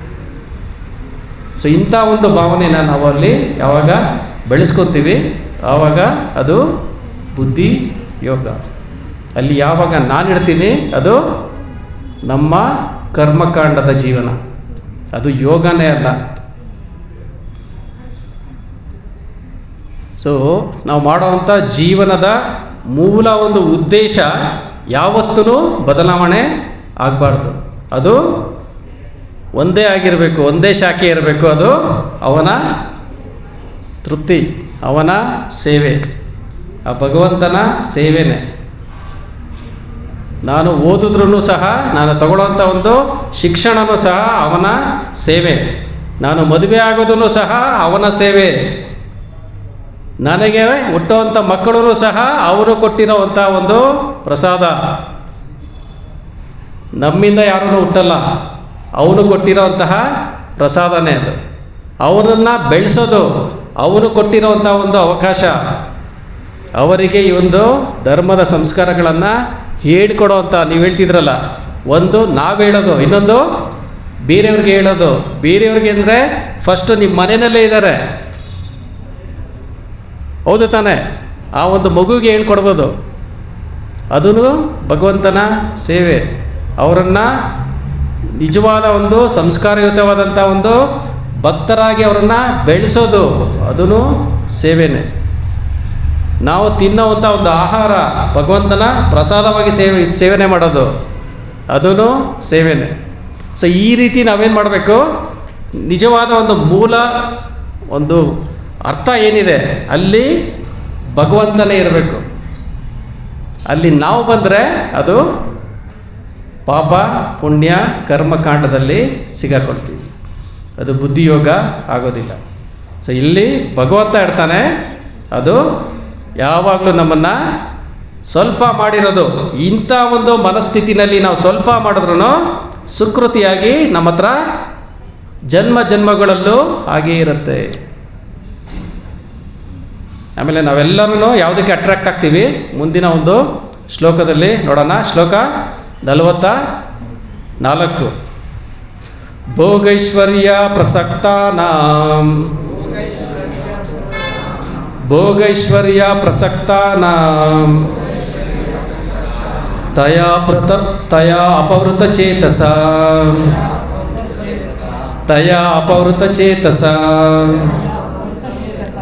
ವ್ಯವಸಾಯಾತ್ಮಿಕ ಬುದ್ಧಿ ಸಮಾಧೌ ನ ವಿಧೀಯತೆ. ಭೋಗೈಶ್ವರ್ಯ ಪ್ರಸಕ್ತಾನಾಂ ತಯಾ ಅಪವೃತಚೇತಸ ವ್ಯವಸಾಯಾತ್ಮಿಕ ಬುದ್ಧಿ ಸಮಾಧೌ ನ ವಿಧೀಯತೆ. ನಾವೆಲ್ಲರೂ ಯಾವುದರ ಹಿಂದೆ ಹೋಗ್ತೀವೋ ಕೃಷ್ಣ ಅದಕ್ಕೆ ಏನು ಅಂತ ಇಲ್ಲಿ ಹೇಳ್ತಾ ಇದ್ದಾರೆ. ಅನುವಾದ ರಿಪೀಟ್ ಮಾಡಿ ಎಲ್ಲರೂ. ಭೋಗ ಮತ್ತು ಪ್ರಾಪಂಚಿಕ ಸಂಪತ್ತಿಗೆ ಅತಿಯಾಗಿ ಅಂಟಿಕೊಂಡವರಲ್ಲಿ ಮತ್ತು ಇಂತಹ ವಿಷಯಗಳಿಂದ ಚಿತ್ತಭ್ರಮಣೆಯಾದವರಲ್ಲಿ ಭಗವಂತನ ಭಕ್ತಿ ಸೇವೆಗಾಗಿ ದೃಢ ಸಂಕಲ್ಪವೂ ಇರುವುದಿಲ್ಲ. ನಮಗೆ ಎಲ್ಲರೂ ಈ ಒಂದು ಭೌತಿಕ ಪ್ರಪಂಚದಲ್ಲಿ ಹೇಳೋದು ಯಾವುದರಿಂದ ಹೋಗುವಂಥ ದುಡ್ಡು ಮನಿ ಪೊಸಿಷನ್, ಇದರಿಂದ ಹೋಗು ಅಂತ ಹೇಳ್ತಾರೆ. ಇಲ್ಲಿ ಕೃಷ್ಣ ಹೇಳ್ತಾ ಇದ್ದಾರೆ, ನೀನು ಅದರಿಂದ ಹೋದರೆ, ನೀನು ಭೋಗ ಮತ್ತು ಪ್ರಾಪಂಚಿಕ ಸಂಪತ್ತಿನಿಂದ ಹಿಂದೆಗಡೆ ಸಂಪೂರ್ಣವಾಗಿ ಹೋದರೆ ನಿನಗೇನು ಬರುತ್ತೆ? ಕೃಷ್ಣನೇ ಸಿಗಲ್ಲ. ಕೃಷ್ಣನ ಭಕ್ತಿ ಮಾಡಬೇಕು ಅನ್ನೋದೇ ನಮಗೆ ಸಿಗಲ್ಲ. ಭೋಗ ಮತ್ತು ಐಶ್ವರ್ಯ ನಮ್ಮನ್ನು ಕಿಡ್ನ್ಯಾಪ್ ಮಾಡಿಬಿಡುತ್ತೆ. ಅದರ ಒಂದು ಹಂಬಲದಲ್ಲಿ ನಾವು ನಮ್ಮನ್ನು ನಾವೇ ಕಳ್ಕೊಳ್ತೀವಿ. ನಮ್ಮನ್ನು ಅದು ಕಿಡ್ನ್ಯಾಪೇ ಮಾಡಿಬರುತ್ತೆ. ಕಡೆಗೆ ನಾವು ಯಾವ ರೀತಿ ಆಗೋಗ್ತೀವಿ ಅಂದರೆ, ಈ ಒಂದು ಭೌತಿಕ ಪ್ರಪಂಚದಲ್ಲೂ ಸಹ ಯಾವುದು ನನಗೆ ಸರಿ ಯಾವುದು ತಪ್ಪು ಅನ್ನೋದು ನೋಡೋದು ಬಿಟ್ಬಿಡ್ತೀವಿ. ಕಡೆಗೆ ನಮ್ಮಲ್ಲಿರುವಂತಹ ಸಂಬಂಧಗಳನ್ನು ನೋಡೋದು ಬಿಟ್ಬಿಡ್ತೀವಿ. ನನಗೆ ಬೇಕಿರೋದೇನೋ ಆ ಒಂದು ಭೋಗ ಮತ್ತು ಐಶ್ವರ್ಯ, ಅದೇ ನನ್ನ ಗುರಿ. ಅದನ್ನೇ ನಾವು ಈಗ ಭೌತಿಕ ಪ್ರಪಂಚದಲ್ಲಿ ನೋಡ್ತಾ ಇರೋದು. ಒಬ್ಬರು ಇನ್ನೊಬ್ಬರಿಗೆ ಮೋಸ ಮಾಡೋದು, ಒಂದೇ ಮನೆಯಲ್ಲಿರೋರೆ ಕಿತ್ತಾಡೋದು ಆಸ್ತಿಗೋಸ್ಕರ, ಸ್ನೇಹಿತರಿಗೆ ಮೋಸ ಮಾಡೋದು, ಇವೆಲ್ಲ ಏನಕ್ಕೆ ಮಾಡ್ತಾ ಇದ್ದೀವಿ ಹೇಳಿ? ಭೋಗ ಮತ್ತು ಸಂಪತ್ತು ಇದರ ಹಿಂದೆಗಡೆ ಹೋದರೆ ನಮ್ಮನ್ನು ನಾವು ಕಳ್ಕೊಳ್ತೀವಿ. ನಮ್ಮನ್ನು ನಾವೇ ಕಿಡ್ನ್ಯಾಪ್ ಮಾಡ್ಕೊತೀವಿ. ಅವಾಗೇನಾಗುತ್ತೆ? ಅಲ್ಲಿ ಭಗವಂತನ ಭಕ್ತಿ ಸೇವೆಗಾಗಿ ದೃಢ ಸಂಕಲ್ಪ ಇರಲ್ಲ. ಅಲ್ಲಿ ಆ ಒಂದು ಜೀವನದಲ್ಲಿ ಕೃಷ್ಣ ಅನ್ನೋದು ಇರಲ್ಲ, ಅವನು ಬರಲ್ಲ. ಇದಕ್ಕೆ ಉದಾಹರಣೆಗೂ ನಾವು ನೋಡ್ಬೋದು. ಇದರ ಅರ್ಥ ನಿಮಗೆ ಧರ್ಮದ ರೀತಿಯಲ್ಲಿ ಬರುವಂತಹ ಸಂಪತ್ತನ್ನು ಬಿಟ್ಬಿಡು ಅಂತಲ್ಲ. ನಾವು ಅಲ್ಟಿಮೇಟ್ಲಿ ಏನಾಗಬೇಕು? ಬುದ್ಧಿಯೋಗ ಅಂದರೆ ಏನು? ನನಗೆ ಎಷ್ಟೇ ಐಶ್ವರ್ಯ ಇರಲಿ, ಎಷ್ಟೇ ಸಂಸಾರ ಇರಲಿ, ಸಂಸಾರದಲ್ಲಿ ಎಷ್ಟೇ ಮಕ್ಕಳಿರಲಿ, ಇವೆಲ್ಲನೂ ನಾನೇನು ಮಾಡಬೇಕು? ಭಗವಂತನ ಸೇವೆಯಾಗಿ ಜೀವನವನ್ನು ನಾನು ಮಾಡಬೇಕು. ಇದು ಮುಖ್ಯ ಅಷ್ಟೇ. ಅಲ್ಲಿ ಅವನು ಶ್ರೀಮಂತ ಬಡವ ಅನ್ನೋದು ಮುಖ್ಯ ಆಗಲ್ಲ. ಅಲ್ಟಿಮೇಟ್ಲಿನೂ ಏನಾಗುತ್ತೆ ಹೇಳಿ? ಯಾವುದೇ ಒಂದು ಪೊಸಿಷನಲ್ಲಿ ಇದ್ರೂ ತಿನ್ನೋ ಅನ್ನ ಇಷ್ಟೇ. ಅದು ಅಲ್ದಿರ ನೀವೆಂಥ ಒಂದು ರುಚಿಯಾಗಿರೋದು ತಗೊಂಡು ನಾಲಿಗೆಯಲ್ಲಿ ಇಡುವಾಗ 1-2 ಕ್ಷಣ ಅಷ್ಟೇ ಅದರ ಟೇಸ್ಟು. ಒಳಗಡೆ ಹೋದ್ಮೇಲೆ ಅದು ವಾಪಸ್ ಬಂದರೆ ನೀವೇ ಮುಚ್ಕೊತೀರ ಅಷ್ಟೇ. ಅದು ನಿದ್ದೆನೂ ಅಷ್ಟೇ. ನಾನು ದೊಡ್ಡದಾಗಿ ಯಾವುದೋ ಒಂದು ದೊಡ್ಡ ಬೆಡ್ಡಲ್ಲಿ ಹೋಗಿ ಮಲ್ಕೊಂಡು ನಿದ್ದೆಗೆ ಹೋಗಿದ ತಕ್ಷಣ ಯಾರು ನೆನಪಿರುತ್ತೆ? ಯಾರು ಸುಖದಿಂದ ಒದ್ದಾಡ್ತಾ ಇರ್ತೀರ ಅಲ್ಲಿ? ನಮಗೆ ನಮ್ಮ ಮೇಲೆ ಪ್ರಜ್ಞೆನೇ ಇರಲ್ಲ ಫಸ್ಟ್ ಆಫ್ ಆಲ್. ಹೌದು, ಗುಡಿಸ್ಲಲ್ಲಿ ಒಂದು ಚಾಪೆ ಮೇಲೆ ಮಲ್ಕೊಳ್ಳಿ, ಅವನಿಗೂ ಅದೇನೆ. ಆ್ಯಕ್ಚುಲಿ ಅವನಿಗೆ ಬರುವಂಥ ಒಂದು ನೆಮ್ಮದಿಯಾದ ನಿದ್ರೆ ಎಲ್ಲ ಐಶ್ವರ್ಯಗಳಿರೋವಂಥ ಒಂದು ಬೆಡ್ಡಲ್ಲಿ ಮಲಗಿರೋರಿಗೆ ಬರಲ್ಲ, ಅಲ್ಲಿ ಬರೀ ಯೋಚನೆಗಳೇ ಬರ್ತಾ ಇರುತ್ತೆ. ಆದರೆ ನಾವೆಲ್ಲರೂ ಫೋಕಸ್ ಏನು ಮಾಡ್ತಾ ಇರ್ತೀವಿ, ಈ ಸಂಪತ್ತು, ಈ ಒಂದು ಐಶ್ವರ್ಯ, ಭೋಗದ ಜೀವನ, ಅವನು ಇದನ್ನು ತೊಗೊಂಬಿಟ್ಟ, ಅವನ ಹತ್ರ ಇದಿದೆ ಅದಿದೆ. ಇದೆಲ್ಲನೂ ಭೌತಿಕ ಆ್ಯಕ್ಟಿವಿಟೀಸೇನೆ. ಇದನ್ನು ನಾವು ಎಲ್ಲೇ ಇದ್ರೂ ಭಗವಂತ ನಮಗೆ ಏನು ಕೊಟ್ಟಿದ್ದಾನೋ ಆ ಒಂದು ಪೊಸಿಷನಲ್ಲಿ ಇದ್ಕೊಂಡು ನಾವೇನು ಮಾಡಬೇಕು, ಭಗವಂತನ ಸೇವೆಯಲ್ಲಿ ತೊಡಗಿಸ್ಕೋಬೇಕು ಅಷ್ಟೇ ಅಲ್ಲಿರೋದು. ಹಿಂಗಿದ್ರೇ ನಾನು ಸೇವೆ ಮಾಡೋಕ್ಕಾಗೋದು, ಹಂಗಿದ್ರೆ ಸೇವೆ ಮಾಡೋಕ್ಕಾಗಲ್ಲ, ಈ ರೀತಿ ಯಾವುದೇ ಒಂದು ಭಗವಂತನ ಹತ್ರ ಒಂದು ಭೇದ ಭಾವ ಅನ್ನೋದು ಇಲ್ಲ. ಅವನು ಹನುಮಂತ ಮಾಡಿದಂತಹ ಬೃಹತ್ತಾದ ಒಂದು ಸೇವೆನ ಸ್ವೀಕರಿಸ್ತಾನೆ, ಒಂದು ಅಳಿಲು ಮಾಡಿದಂತಹ ಸೇವೆಯನ್ನು ಸ್ವೀಕಾರ ಮಾಡ್ತಾನೆ. ಅಳಿಲಷ್ಟೇ ಅಲ್ಲ, ಒಂದು ಇರುವೆ ಮಾಡಿದ್ದ ಸೇವೆಯೂ ಸಹ ಅವನು ಸ್ವೀಕಾರ ಮಾಡ್ತಾನೆ. ಸೊ ನಮ್ಮಂಥವ್ರು ಮಾಡೋದೆಲ್ಲ ಒಂದು ಇರುವೆ ಥರ ಮಾಡೋವಂಥ ಒಂದು ಸೇವೆ, ಅದನ್ನು ಸಹ ಈಕ್ವಲ್ ಆಗಿ ಅವನು ಸ್ವೀಕಾರ ಮಾಡ್ತಾನೆ. ಅಲ್ಲಿ ಯಾವುದೇ ಭೇದ ಭಾವ ಅನ್ನೋದು ಬರಲ್ಲ. ಅಲ್ಲಿ ಬರೋದೇನೋ ಭಕ್ತಿ ಅಷ್ಟೇ. ಎಷ್ಟು ಪ್ರಾಮಾಣಿಕವಾಗಿ ನಾವು ಭಗವಂತನ ಮೇಲೆ ಭಕ್ತಿಯನ್ನು ವ್ಯಕ್ತಪಡಿಸ್ತೀವಿ, ನಾವು ಇರೋವಂಥ ಒಂದು ಪರಿಸ್ಥಿತಿನಲ್ಲೇ ಯಾವ ರೀತಿ ನಾನು ಮಾಡುವಂತಹ ಪ್ರತಿಯೊಂದು ಕಾರ್ಯಚಟುವಟಿಕೆಗಳನ್ನು, ಕರ್ತವ್ಯಗಳನ್ನು ಭಗವಂತನ ಸೇವೆಯಾಗಿ ನಾನು ಮಾಡ್ತೀನಿ, ಅಷ್ಟೇ ಅಲ್ಲಿ ಬರೋದು. ಅದು ಎಲ್ಲರೂ ನಾವಿದ್ದಂಥ ಒಂದು ಪರಿಸ್ಥಿತಿನಲ್ಲೇ ಭಗವಂತನ ಸೇವೆಯಾಗಿ ಮಾಡ್ಬೋದು. ಸೊ ಆ ರೀತಿ ಮಾಡೋದ್ರಿಂದನೇ ಏನಾಗುತ್ತೆ, ನಮ್ಮ ಜೀವನ ಸಾರ್ಥಕ ಆಗುತ್ತೆ. ನಾವು ವ್ಯವಸಾಯಾತ್ಮಕ ಬುದ್ಧಿ ಯೋಗದಲ್ಲಿ ಸ್ಥಿತವಾಗಿ ಇರೋದಕ್ಕೆ ಆಗುತ್ತೆ. ಓಕೆ, ಸೊ ಇಷ್ಟು ಹೇಳಿ ಈ ದಿನದ ಕ್ಲಾಸ್ಗೆ ವಿರಾಮವನ್ನು ನೀಡ್ತೀನಿ. ಸೊ ಮುಂದಿನ ಒಂದು ತರಗತಿನಲ್ಲಿ ನಾವು ಮುಂದಿನ ಶ್ಲೋಕಗಳನ್ನು ನೋಡೋಣ. ಮುಂದಿನ ಒಂದು ಕ್ಲಾಸಲ್ಲಿ ದಿ ಫೇಮಸ್ ಶ್ಲೋಕನೂ ಬರುತ್ತೆ, ಕರ್ಮಣ್ಯವಾಧಿಕಾರಸ್ತೆ, ಮಿಸ್ ಮಾಡ್ಕೋಬೇಡಿ. ಸೊ ಈಗ ನಿಮ್ಗೇನಾದರೂ ಪ್ರಶ್ನೆ ಇದ್ದರೆ ಅಥವಾ ಏನಾದರೂ ಕಮೆಂಟ್ಸ್ ಇದ್ದರೆ ನೀವು ಹೇಳ್ಬೋದು.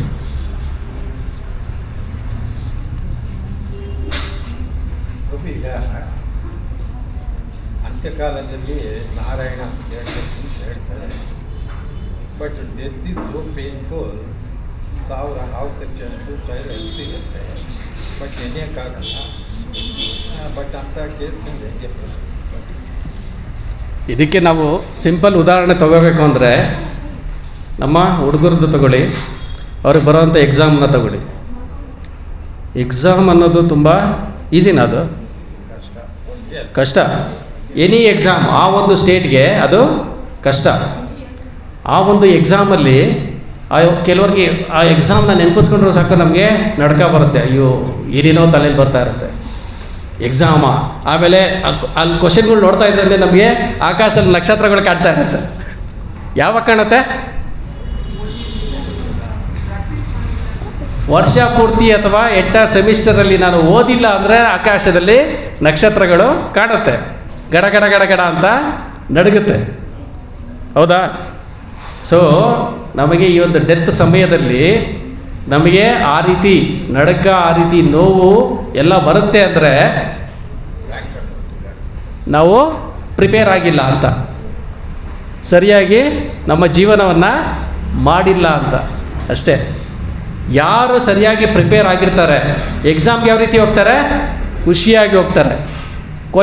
ಕ್ವಶನ್ ಪೇಪರ್ನ ಯಾವಾಗ ಬೇಕಾರೋ ಕೊಡೋ, ನಾನು ಎಲ್ಲ ಓದಿದ್ದೀನಿ, ನೀನು ಹೆಂಗನ ಕೊಡು, ನಾನು ಬರಿತೀನಿ ಅಷ್ಟೇ. ಯಾಕೆ ಹೇಳಿ? ನಾನು ಎಲ್ಲ ಥರನೂ ಪ್ರಿಪೇರ್ ಆಗಿಬಿಟ್ಟಿದ್ದೀನಿ. ನನ್ನ ಕ್ವಶನ್ ಪೇಪರ್ ಬಂದರೆ ನನಗೆ ಯಾವುದೇ ಒಂದು ಆಶ್ಚರ್ಯನೇ ಆಗಲ್ಲ ಅಲ್ಲಿ.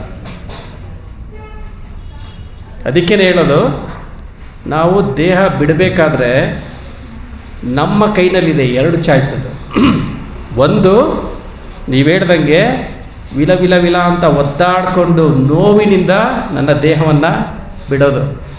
ಇನ್ನೊಂದು ನಗ್ತಾ ನಗ್ತಾ ಆ ಒಂದು ಎಕ್ಸಾಮಲ್ಲಿ ಪಾರ್ಟಿಸಿಪೇಟ್ ಮಾಡೋದು. ನಮ್ಮ ಮುಖದಲ್ಲಿ ಆ ಒಂದು ನಗು ಬರಬೇಕು ಅಂದರೆ ನಾವು ಆ ರೀತಿ ಇಲ್ಲಿ ಹೇಳಿದಾನಲ್ಲ ಭಗವಂತ, ಸ್ವಲ್ಪಮಪ್ಯಸ್ಯ ಧರ್ಮಸ್ಯ, ಆ ಒಂದು ಧರ್ಮದ ಒಂದು ಜೀವನನ ನನ್ನ ಜೀವನ ಪರ್ಯಂತ ನಾನು ನಡೆಸಿರಬೇಕು. ಆವಾಗೇನಾಗುತ್ತೆ, ಸಹಜವಾಗಿ ನಗು ಅನ್ನೋದು ಬರುತ್ತೆ. ಆ ನಗು ಬರಬೇಕು ಅಂದರೆ ಈ ಒಂದು ಸ್ವಲ್ಪಮಪ್ಯಸ್ಯ ಧರ್ಮನ ನಾವು ಪ್ರತಿದಿನ ಮಾಡಬೇಕು. ಎಲ್ಲರೂ ಹೇಳ್ತಾ ಇರ್ತಾರೆ, ಪ್ರತಿದಿನ ಜಪ ಮಾಡಿ, ಪ್ರತಿದಿನ ಪೂಜೆ ಮಾಡಿ, ಬನ್ನಿ ಈ ಕ್ಲಾಸ್ಗೆ ಇದಕ್ಕೆ ಅಂತ. ಏನಕ್ಕೆ? ಇದಕ್ಕೋಸ್ಕರನೇ. ಪ್ರತಿದಿನ ಮಾಡೋದ್ರಿಂದ ಆ ಒಂದು ಪ್ರಿಪ್ರೇಷನಿಂದ ನನಗೆ ತ್ರಾಯತೆ ಮಹತೋ ಭಯಾತ್, ಆ ಒಂದು ಶ್ಲೋಕದಲ್ಲಿ ಹೇಳ್ತಾ ಇರೋದು ಇದನ್ನು. ನನ್ನನ್ನು ಆ ಒಂದು ಮಹಾಭಯದಿಂದ ಭಗವಂತ ಕಾಪಾಡ್ತಾನೆ. ನಾನು ನಗ್ತಾ ನಗ್ತಾ ಎಕ್ಸಾಮ್ನ ಬರಿತೀನಿ, ನಗ್ತಾ ನಗ್ತಾ ನಾನು ಆ ಒಂದು ಭಯಂಕರವಾಗಿರೋಂಥ ಸಾವನ್ನು ಸಹ ಫೇಸ್ ಮಾಡ್ತೀನಿ. ಅದು ನನಗೆ ಕ್ಲಿಯರಾಗಿ ಗೊತ್ತಾಗುತ್ತೆ. ಏನದು ಸಾವು ಅನ್ನೋದು? ಹಳೆಯ ಬಟ್ಟೆನ ತೆಗೆದು ಹೊಸ ಬಟ್ಟೆ ಹಾಕೊಳ್ತಾ ಇದ್ದೀನಿ. ಹೊಸ ಬಟ್ಟೆ ಬಂದರೆ ಖುಷಿ ಪಡಬೇಕಾ, ದುಃಖ ಪಡಬೇಕಾ? ಬಟ್ಟೆ ಹಳೆಯದಾಗಿದೆ, ಕಿತ್ತೋಗಿದೆ, ತೆಗೆದು ಹೊಸ ಬಟ್ಟೆ ಹಾಕ್ಕೊಳ್ತಾ ಇದ್ದೀನಿ. ಆ ರೀತಿ ನಾವು ಫೇಸು ಮಾಡ್ತೀವಿ. ಇದಕ್ಕೆ ಉದಾಹರಣೆನೂ ಕೊಡ್ತಾರೆ. ಯಾವಾಗ ನಾವು ಧರ್ಮದ ಒಂದು ಜೀವನನ ಮಾಡಿಲ್ಲ ಅಂದರೆ ಸಾವು ಅನ್ನೋದು ನಮ್ಗೆ ಹೇಗಾಗಿರುತ್ತೆ, ಒಂದು ಬೆಕ್ಕು ಇಲಿನ ಬಾಯಲ್ಲಿ ಇಟ್ಕೊಳ್ಳೋ ಥರ ಆ ಇಲಿ ವಿಲ ವಿಲ ಅಂತ ಒದ್ದಾಡಿಕೊಂಡು ತನ್ನ ದೇಹನ ಬಿಡೋ ಥರ ಆಗುತ್ತೆ. ಆದರೆ ಅದೇ ಬೆಕ್ಕು ತನ್ನ ಮರಿನ ಇಟ್ಕೊಂಡ್ರೆ ನೋವಾಗುತ್ತೆ ಅದಕ್ಕೆ. ಸೊ ನಾವೆಲ್ಲರೂ ಯಾರು ಅವನ ಮಕ್ಕಳೇ. ಅದನ್ನು ಮರೆತುಬಿಟ್ಟು ನಾವು ಜೀವನ ಮಾಡಿದ್ರೆ ನಮ್ಮ ದುರಾದೃಷ್ಟ ಅದು. ಆ ಬೆಕ್ಕು ಹಿಡ್ಕೊಂಡ್ರೂ ನಾವು ಬೆಕ್ಕಿನ ಮರಿ ಅಂತ ನಮಗೆ ಪ್ರಜ್ಞೆ ಇರಬೇಕಷ್ಟೇ. ಅದು ಬಾಯಿ ಹಿಡ್ಕೊಂಡ್ರೂ ನಮಗೆ ನೋವಾಗಲ್ಲ, ಖುಷಿಯಾಗುತ್ತೆ. ಅಷ್ಟೇ ಮಾಡಬೇಕಾಗಿರೋದು. ಭೌತಿಕ ಪ್ರಪಂಚ ಅನ್ನೋದು ಬದಲಾವಣೆ ಆಗುತ್ತೆ. ಹಳೆ ಬಟ್ಟೆ ಹೋಗುತ್ತೆ, ಹೊಸ ಬಟ್ಟೆ ಬರುತ್ತೆ. ಅದಕ್ಕೆ ಗೊಂದಲಕ್ಕೆ ಒಳಗಾಗದೇ ಇರೋವನೇ ಧೀರ. ಅಂಥ ಒಂದು ದಿವ್ಯವಾದಂಥ ಸಂದೇಶಗಳನ್ನು, ಜ್ಞಾನವನ್ನು ಕೊಡುವಂಥದ್ದು ಭಗವದ್ಗೀತೆ. ಆ ಒಂದು ಜ್ಞಾನ ನಮ್ಮಲ್ಲಿ ಯಾವಾಗ ಇರುತ್ತೆ ಆವಾಗ ಮನಸ್ಸು ಸರಿಯಾಗಿ ಕೆಲಸ ಮಾಡುತ್ತೆ. ಈ ದೇಹ, ನಮ್ಮ ಇಂದ್ರಿಯಗಳನ್ನು ಸರಿಯಾಗಿ ಕೆಲಸ ಮಾಡುತ್ತೆ. ಏನನ್ನು ನೋಡಬೇಕೋ ನೋಡುತ್ತೆ, ಏನನ್ನು ತಿನ್ನಬೇಕು ಅದನ್ನು ತಿನ್ನುತ್ತೆ, ಏನನ್ನು ಹೇಳಬೇಕು ಅದನ್ನು ಮಾತಾಡುತ್ತೆ.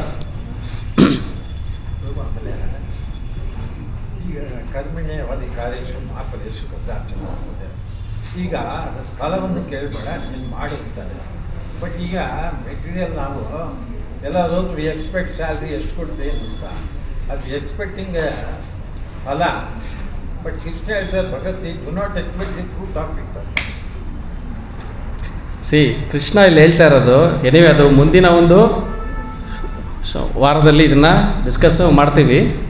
ಕೃಷ್ಣ ಹೇಳ್ತಾ ಇರೋದು ಸಿಂಪಲ್ಲಾಗಿ ಹೇಳಬೇಕು ಅಂದರೆ, ನೀನು ಫಲವನ್ನು ತಗೋಬೇಡ ಅಂತ ಹೇಳ್ತಾ ಇಲ್ಲ. ಫಲದ ಮೇಲೇ ನಿನ್ನ ಗಮನವನ್ನು ಇಟ್ಕೊಂಡು ಬರೀ ಅದನ್ನೇ ಯೋಚನೆ ಮಾಡಬೇಡ ಅಂತ ಹೇಳ್ತಾ ಇದ್ದಾರೆ.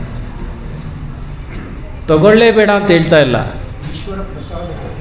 ಸೊ ನೀನು ಅದನ್ನೇ ಯೋಚನೆ ಮಾಡಬೇಡ. ನಿನ್ನ ಯೋಚನೆ ಏನಾಗಿರಬೇಕು, ನೀನು ಮಾಡುವಂತಹ ಒಂದು ಕೆಲಸದ ಮೇಲೆ, ಕಾರ್ಯದ ಮೇಲೆ, ಕರ್ತವ್ಯದ ಮೇಲೆ ನಿನ್ನ ಯೋಚನೆ ಇರಬೇಕು. ಅದು ನಾನು ಮಾಡ್ತಾ ಇರೋದು ಧರ್ಮದ ಕೆಲಸನ ಪಾಪದ ಕೆಲಸನ ಅನ್ನೋದ್ರ ಮೇಲೆ ನಿನ್ನ ಫೋಕಸ್ ಇರಬೇಕು. ಯಾವಾಗ ನಾನು ಬುದ್ಧಿ ಯೋಗದಲ್ಲಿ ಧರ್ಮಸ್ಯ ಅಂದರೆ ಭಗವಂತನ ಸೇವೆಯಾಗಿ ನಾನು ಜೀವನನ ಮಾಡ್ತೀನಿ, ಯಾವಾಗ ನಾನು ಕಂಪ್ಲೀಟಾಗಿ ಫೋಕಸ್ಸು ನಾನು ಮಾಡೋವಂಥ ಕರ್ತವ್ಯದ ಮೇಲೆ ಮಾಡ್ತೀನಿ, ಫಲ ಅನ್ನೋದು ಚೆನ್ನಾಗಿರೋದೇ ಬರುತ್ತೆ. ಕೃಷ್ಣನ ಅಶ್ಯೂರೆನ್ಸ್ ಅದು. ನೀನು ನಿನ್ನ ಒಂದು ಕರ್ತವ್ಯವನ್ನು ಸರಿಯಾಗಿ ಮಾಡಿದ್ರೆ ನಿನಗೆ ಬರಬೇಕಾಗಿರೋ ಫಲನ ನೀನು ಎಕ್ಸ್ಪೆಕ್ಟ್ ಮಾಡಿಕೊಂಡು ನೀನು ಅದನ್ನು ಕಿತ್ಕೊಳ್ಳೋದು ಬೇಕಾಗಿಲ್ಲ. ಅದು ತಂತಾನೇ ಬರುತ್ತೆ, ಭಗವಂತನ ಪ್ರಸಾದವಾಗಿ ಬರುತ್ತೆ ಅಷ್ಟೇ. ಇದೇ ಅದನ್ನು ಮುಂದಿನ ವಾರದಲ್ಲಿ ಇನ್ನೂ ಡೀಟೇಲಾಗಿ ಅಧ್ಯಯನ ಮಾಡೋಣ. ಎಸ್ ಪ್ರಭು. ಮುಂದಿನ ಒಂದು ಕ್ಲಾಸಲ್ಲಿ ಕರ್ಮಣ್ಯೇವಾಧಿಕಾರಸ್ತೆ ಮಾ ಫಲೇಷು ಕದಾಚಿನ ಮಾ ಕರ್ಮ ಫಲ ಹೇತುರ್ಭುರ್ ಮಾತೆ ಸಂಗೋಸ್ತ್ವ ಅಕರ್ಮಣಿ ಅಂತ ಒಂದು ಶ್ಲೋಕ ಬರುತ್ತೆ, ಫೇಮಸ್ ಶ್ಲೋಕ ಅದು. ಅದರ ಅರ್ಥ, ನೀನು ನಿನ್ನ ನಿಯೋಜಿತ ಕರ್ತವ್ಯಗಳನ್ನು ಮಾಡೋದಕ್ಕೆ ನಿನಗೆ ಅಧಿಕಾರ ಇದೆ, ಆದರೆ ಕರ್ಮ ಫಲಕ್ಕೆ ನಿನಗೆ ಅಧಿಕಾರ ಇಲ್ಲ. ನೀನು ಕರ್ಮ ಫಲಕ್ಕೆ ಕಾರಣ ಅಂತ ಭಾವಿಸ್ಲೂ ಬೇಡ, ಆದರೆ ಫಲ ನಿನಗೆ ಬರಲ್ಲ ಅಂತ ಕರ್ಮ ಮಾಡೋದನ್ನೇ ಬಿಡಲು ಬೇಡ ಅಂತ ಕೃಷ್ಣ ಇಲ್ಲಿ ಹೇಳ್ತಾರೆ. ಸೊ ಪ್ರಭು ಕೇಳಿದ್ದು, ನನಗೆ ಪ್ರತಿಫಲನೇ ಬಂದಿಲ್ಲ ಅಂದರೆ, ಸಂಬಳನೇ ಬಂದಿಲ್ಲ ಅಂದರೆ ಕೆಲಸ ಯಾಕೆ ಮಾಡಲಿ ಅಂತ. ಯೂಶಲಿ ಅದೇ ತಾನೇ ನಮ್ಮ ಮನಸ್ಸಿಗೆ ಬರೋದು. ಅದಕ್ಕೆ ಕೃಷ್ಣ ಹೇಳೋದು, ನೀನು ಮಾಡೋವಂಥ ಕೆಲಸನ ಪರ್ಫೆಕ್ಟಾಗಿ ಮಾಡೋ. ನಿಮ್ಮ ಓನರ್ ಇರ್ತಾನಲ್ಲ, ಕರ್ಕೊಂಬಂದು ವಿತ್ ಬೋನಸ್ ಕೊಡ್ತಾರೆ ಅಷ್ಟೇ. ಅದು ಸಿಂಪಲ್ ಆನ್ಸರ್. ಅಂದರೆ ನೀನು ಮಾಡೋ ಕೆಲಸನ ಧರ್ಮದ ಒಂದು ಕಾರ್ಯದಲ್ಲಿ ಪರ್ಫೆಕ್ಟಾಗಿ ಮಾಡು, ಫುಲ್ ಫೋಕಸ್ಡಾಗಿ ಮಾಡು. ನೀನು ಬೇಡ ಅಂದ್ರೂ ಸಂಬಳನೂ ಬರುತ್ತೆ, ಜೊತೆಲಿ ಬೋನಸ್ಸು ಬರುತ್ತೆ. ಇಲ್ಲ ಸಂಬಳ ಸಂಬಳ ಸಂಬಳ ಸಂಬಳ ಅಂದ್ಕೊಂಡು ಕೆಲಸ ಮಾಡ್ದಿರ ಇದ್ದರೆ ಏನು ಮಾಡ್ತಾರೆ, ಎದ್ದೋಗಲೇ ಅಂದ್ಬಿಟ್ಟು ಬೇರೆಯವ್ರನ್ನ ಇಟ್ಕೊತಾರೆ ಅಷ್ಟೇ, ಸಿಂಪಲ್.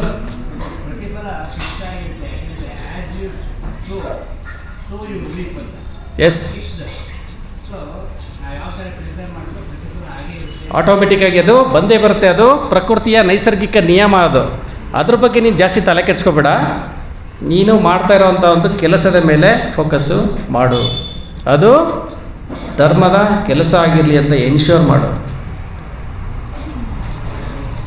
ಓಕೆ, ಬೇರೆ ಏನಾದರೂ ಪ್ರಶ್ನೆ ಇದೆಯಾ? ಸ್ವಲ್ಪ 9.26 ನನಗೆ ಭಕ್ತಿ ಪ್ರೀತಿಯಿಂದ ಅಥವಾ ಕುರ್ಚಿ ದಳ ಕೊಡೋದಿಲ್ಲ. 9.27 ಹೇಳ್ತಾರೆ, what you remember, what you you that ಓದ್ ನಾವು ಕುರ್ಚಿ ಅದನ್ನು ಏನಾದ್ರು ಕೊಡ್ಬೇಕು. ಹೌದು, ಸಿ ನನ್ನ ಹತ್ರ ಇಲ್ಲ ಅಂದ್ಕೊಂಡು ನೀನು ದುಃಖ ಪಡೋದು ಬೇಡ. ನನಗೆ ನೀನು ಕೊಡೋವಂಥ ಒಂದೇ ಒಂದು ನೀರು, ಸ್ವಲ್ಪ ನೀರು, ಸ್ವಲ್ಪ ಒಂದು ಹೂವು, ಒಂದು ಎಲೆ, ಇಷ್ಟು ಕೊಟ್ಟರು ನಾನು ಸ್ವೀಕಾರ ಮಾಡ್ತೀನಿ. ಯಾವಾಗ ಮಾಡ್ತೀನಿ? ಪ್ರೀತಿಯಿಂದ ಕೊಟ್ಟರೆ, ಭಕ್ತಿಯಿಂದ ಕೊಟ್ಟರೆ ನಾನು ಸ್ವೀಕಾರನ ಮಾಡ್ತೀನಿ. ಆಮೇಲೆ ನೀನು ಇರೋವಂಥ ಒಂದು ಪರಿಸ್ಥಿತಿ, ಒಂದು ಸಂದರ್ಭ ಯಾವ ರೀತಿ ಇದೆ, ಆ ಒಂದು ಪರಿಸ್ಥಿತಿನಲ್ಲೂ ನೀನು ದೊಡ್ಡ ರಾಜ ಆಗಿರ್ಬೋದು, ಆ ಒಂದು ಪರಿಸ್ಥಿತಿನಲ್ಲೂ ನೀನು ನಿನ್ನ ಕರ್ತವ್ಯಗಳನ್ನು ಮಾಡು. ನಿನ್ನ ಹತ್ರ ಇರೋದನ್ನು ಭಗವಂತನ ಸೇವೆ ಥರ ನೀನು ಮಾಡು. ನೀನಿರೋವಂಥ ಪರಿಸ್ಥಿತಿನಲ್ಲಿ ಯಾವುದನ್ನು ಯಾವ ರೀತಿ ಕೊಟ್ಟರು ನಾನೇನು ಮಾಡ್ತೀನಿ? ಸ್ವೀಕಾರ ಮಾಡ್ತೀನಿ. ಆಂಜನೇಯ ದೊಡ್ಡ ಪರ್ವತನೇ ತಗೊಬಂದು ಶ್ರೀರಾಮಚಂದ್ರನಿಗೆ ಸೇವೆ ಮಾಡಿದ್ರು ನಾನು ಸ್ವೀಕಾರ ಮಾಡ್ತೀನಿ. ಅದೇ ಒಂದು ಅಳಿಲು ಒಂದು ಚಿಕ್ಕ ಒಂದು ಕಲ್ಲನ್ನು ತಗೊಂಡು ಹೋಗಿ ಆ ಒಂದು ಇದಕ್ಕೆ ಹಾಕಿದ್ರು ನಾನು ಸ್ವೀಕಾರ ಮಾಡ್ತೀನಿ. ಪತ್ರಂ ಪುಷ್ಪಮು ತಗೊಳ್ತೀನಿ. ನಿನಗೆ ಅಷ್ಟೊಂದು ಸಾಮರ್ಥ್ಯನ ಯಾರು ಕೊಟ್ಟಿದ್ದಾರೆ? ಕೆರೆಯ ನೀರನ್ನು ಕೆರೆಗೆ ಚೆಲ್ಲಿ ಭಗವಂತನೇ ಕೊಟ್ಟಿರೋದು. ಆಂಜನೇಯನಿಗೆ ಅಂಥ ಒಂದು ಸಾಮರ್ಥ್ಯ, ಅಂಥ ಒಂದು ಶಕ್ತಿನೆಲ್ಲ ಯಾರು ಕೊಟ್ಟಿದ್ದಾರೆ? ಭಗವಂತನೇ ಕೊಟ್ಟಿರೋದು. ಅದಕ್ಕೆ ಅವ್ರೇನು ಮಾಡಿದ್ರು? ಅವನ ಸೇವೆನಲ್ಲೇ ತೊಡಗಿಸ್ಕೊಂಡ್ರು. ಸೊ ಅವನು ಮಾಡಿದಂಥ ಅಂಥ ದೊಡ್ಡ ಇದನ್ನು ಅವರು ಸ್ವೀಕಾರ ಮಾಡ್ತಾರೆ. ಸರ್, ನಮಗೆ ಭಗವಂತ ಯಾವ ರೀತಿ ಕೊಟ್ಟಿದ್ದಾನೋ ಅದಕ್ಕೆ ತಕ್ಕನಾಗಿ ನಾವೇನು ಮಾಡ್ಬೋದು? ಭಗವಂತನ ಸೇವೆಯಲ್ಲಿ ನಮ್ಮನ್ನು ನಾವು ತೊಡಗಿಸ್ಕೋಬೇಕು. ನೀವು ಆಲ್ರೆಡಿ ತುಂಬ ಮುಂದಕ್ಕೆ ಹೋಗ್ಬಿಟ್ಟಿದ್ದೀರಾ, ನಾವಿನ್ನೂ 2ನೇ ಚಾಪ್ಟ್ರಲ್ಲೇ ಇದ್ದೀವಿ. ಬೇರೆ ಏನೋ ಪ್ರಶ್ನೆ ಇದೆಯಾ? ಇಲ್ಲ ಅಂದರೆ ಈಗ ನರಸಿಂಹದೇವರಿಗೆ ಆರತಿ, ಅದಾದ ನಂತರ ಪ್ರಸಾದ ವಿನಿಯೋಗ. ಹರೇ ಕೃಷ್ಣ.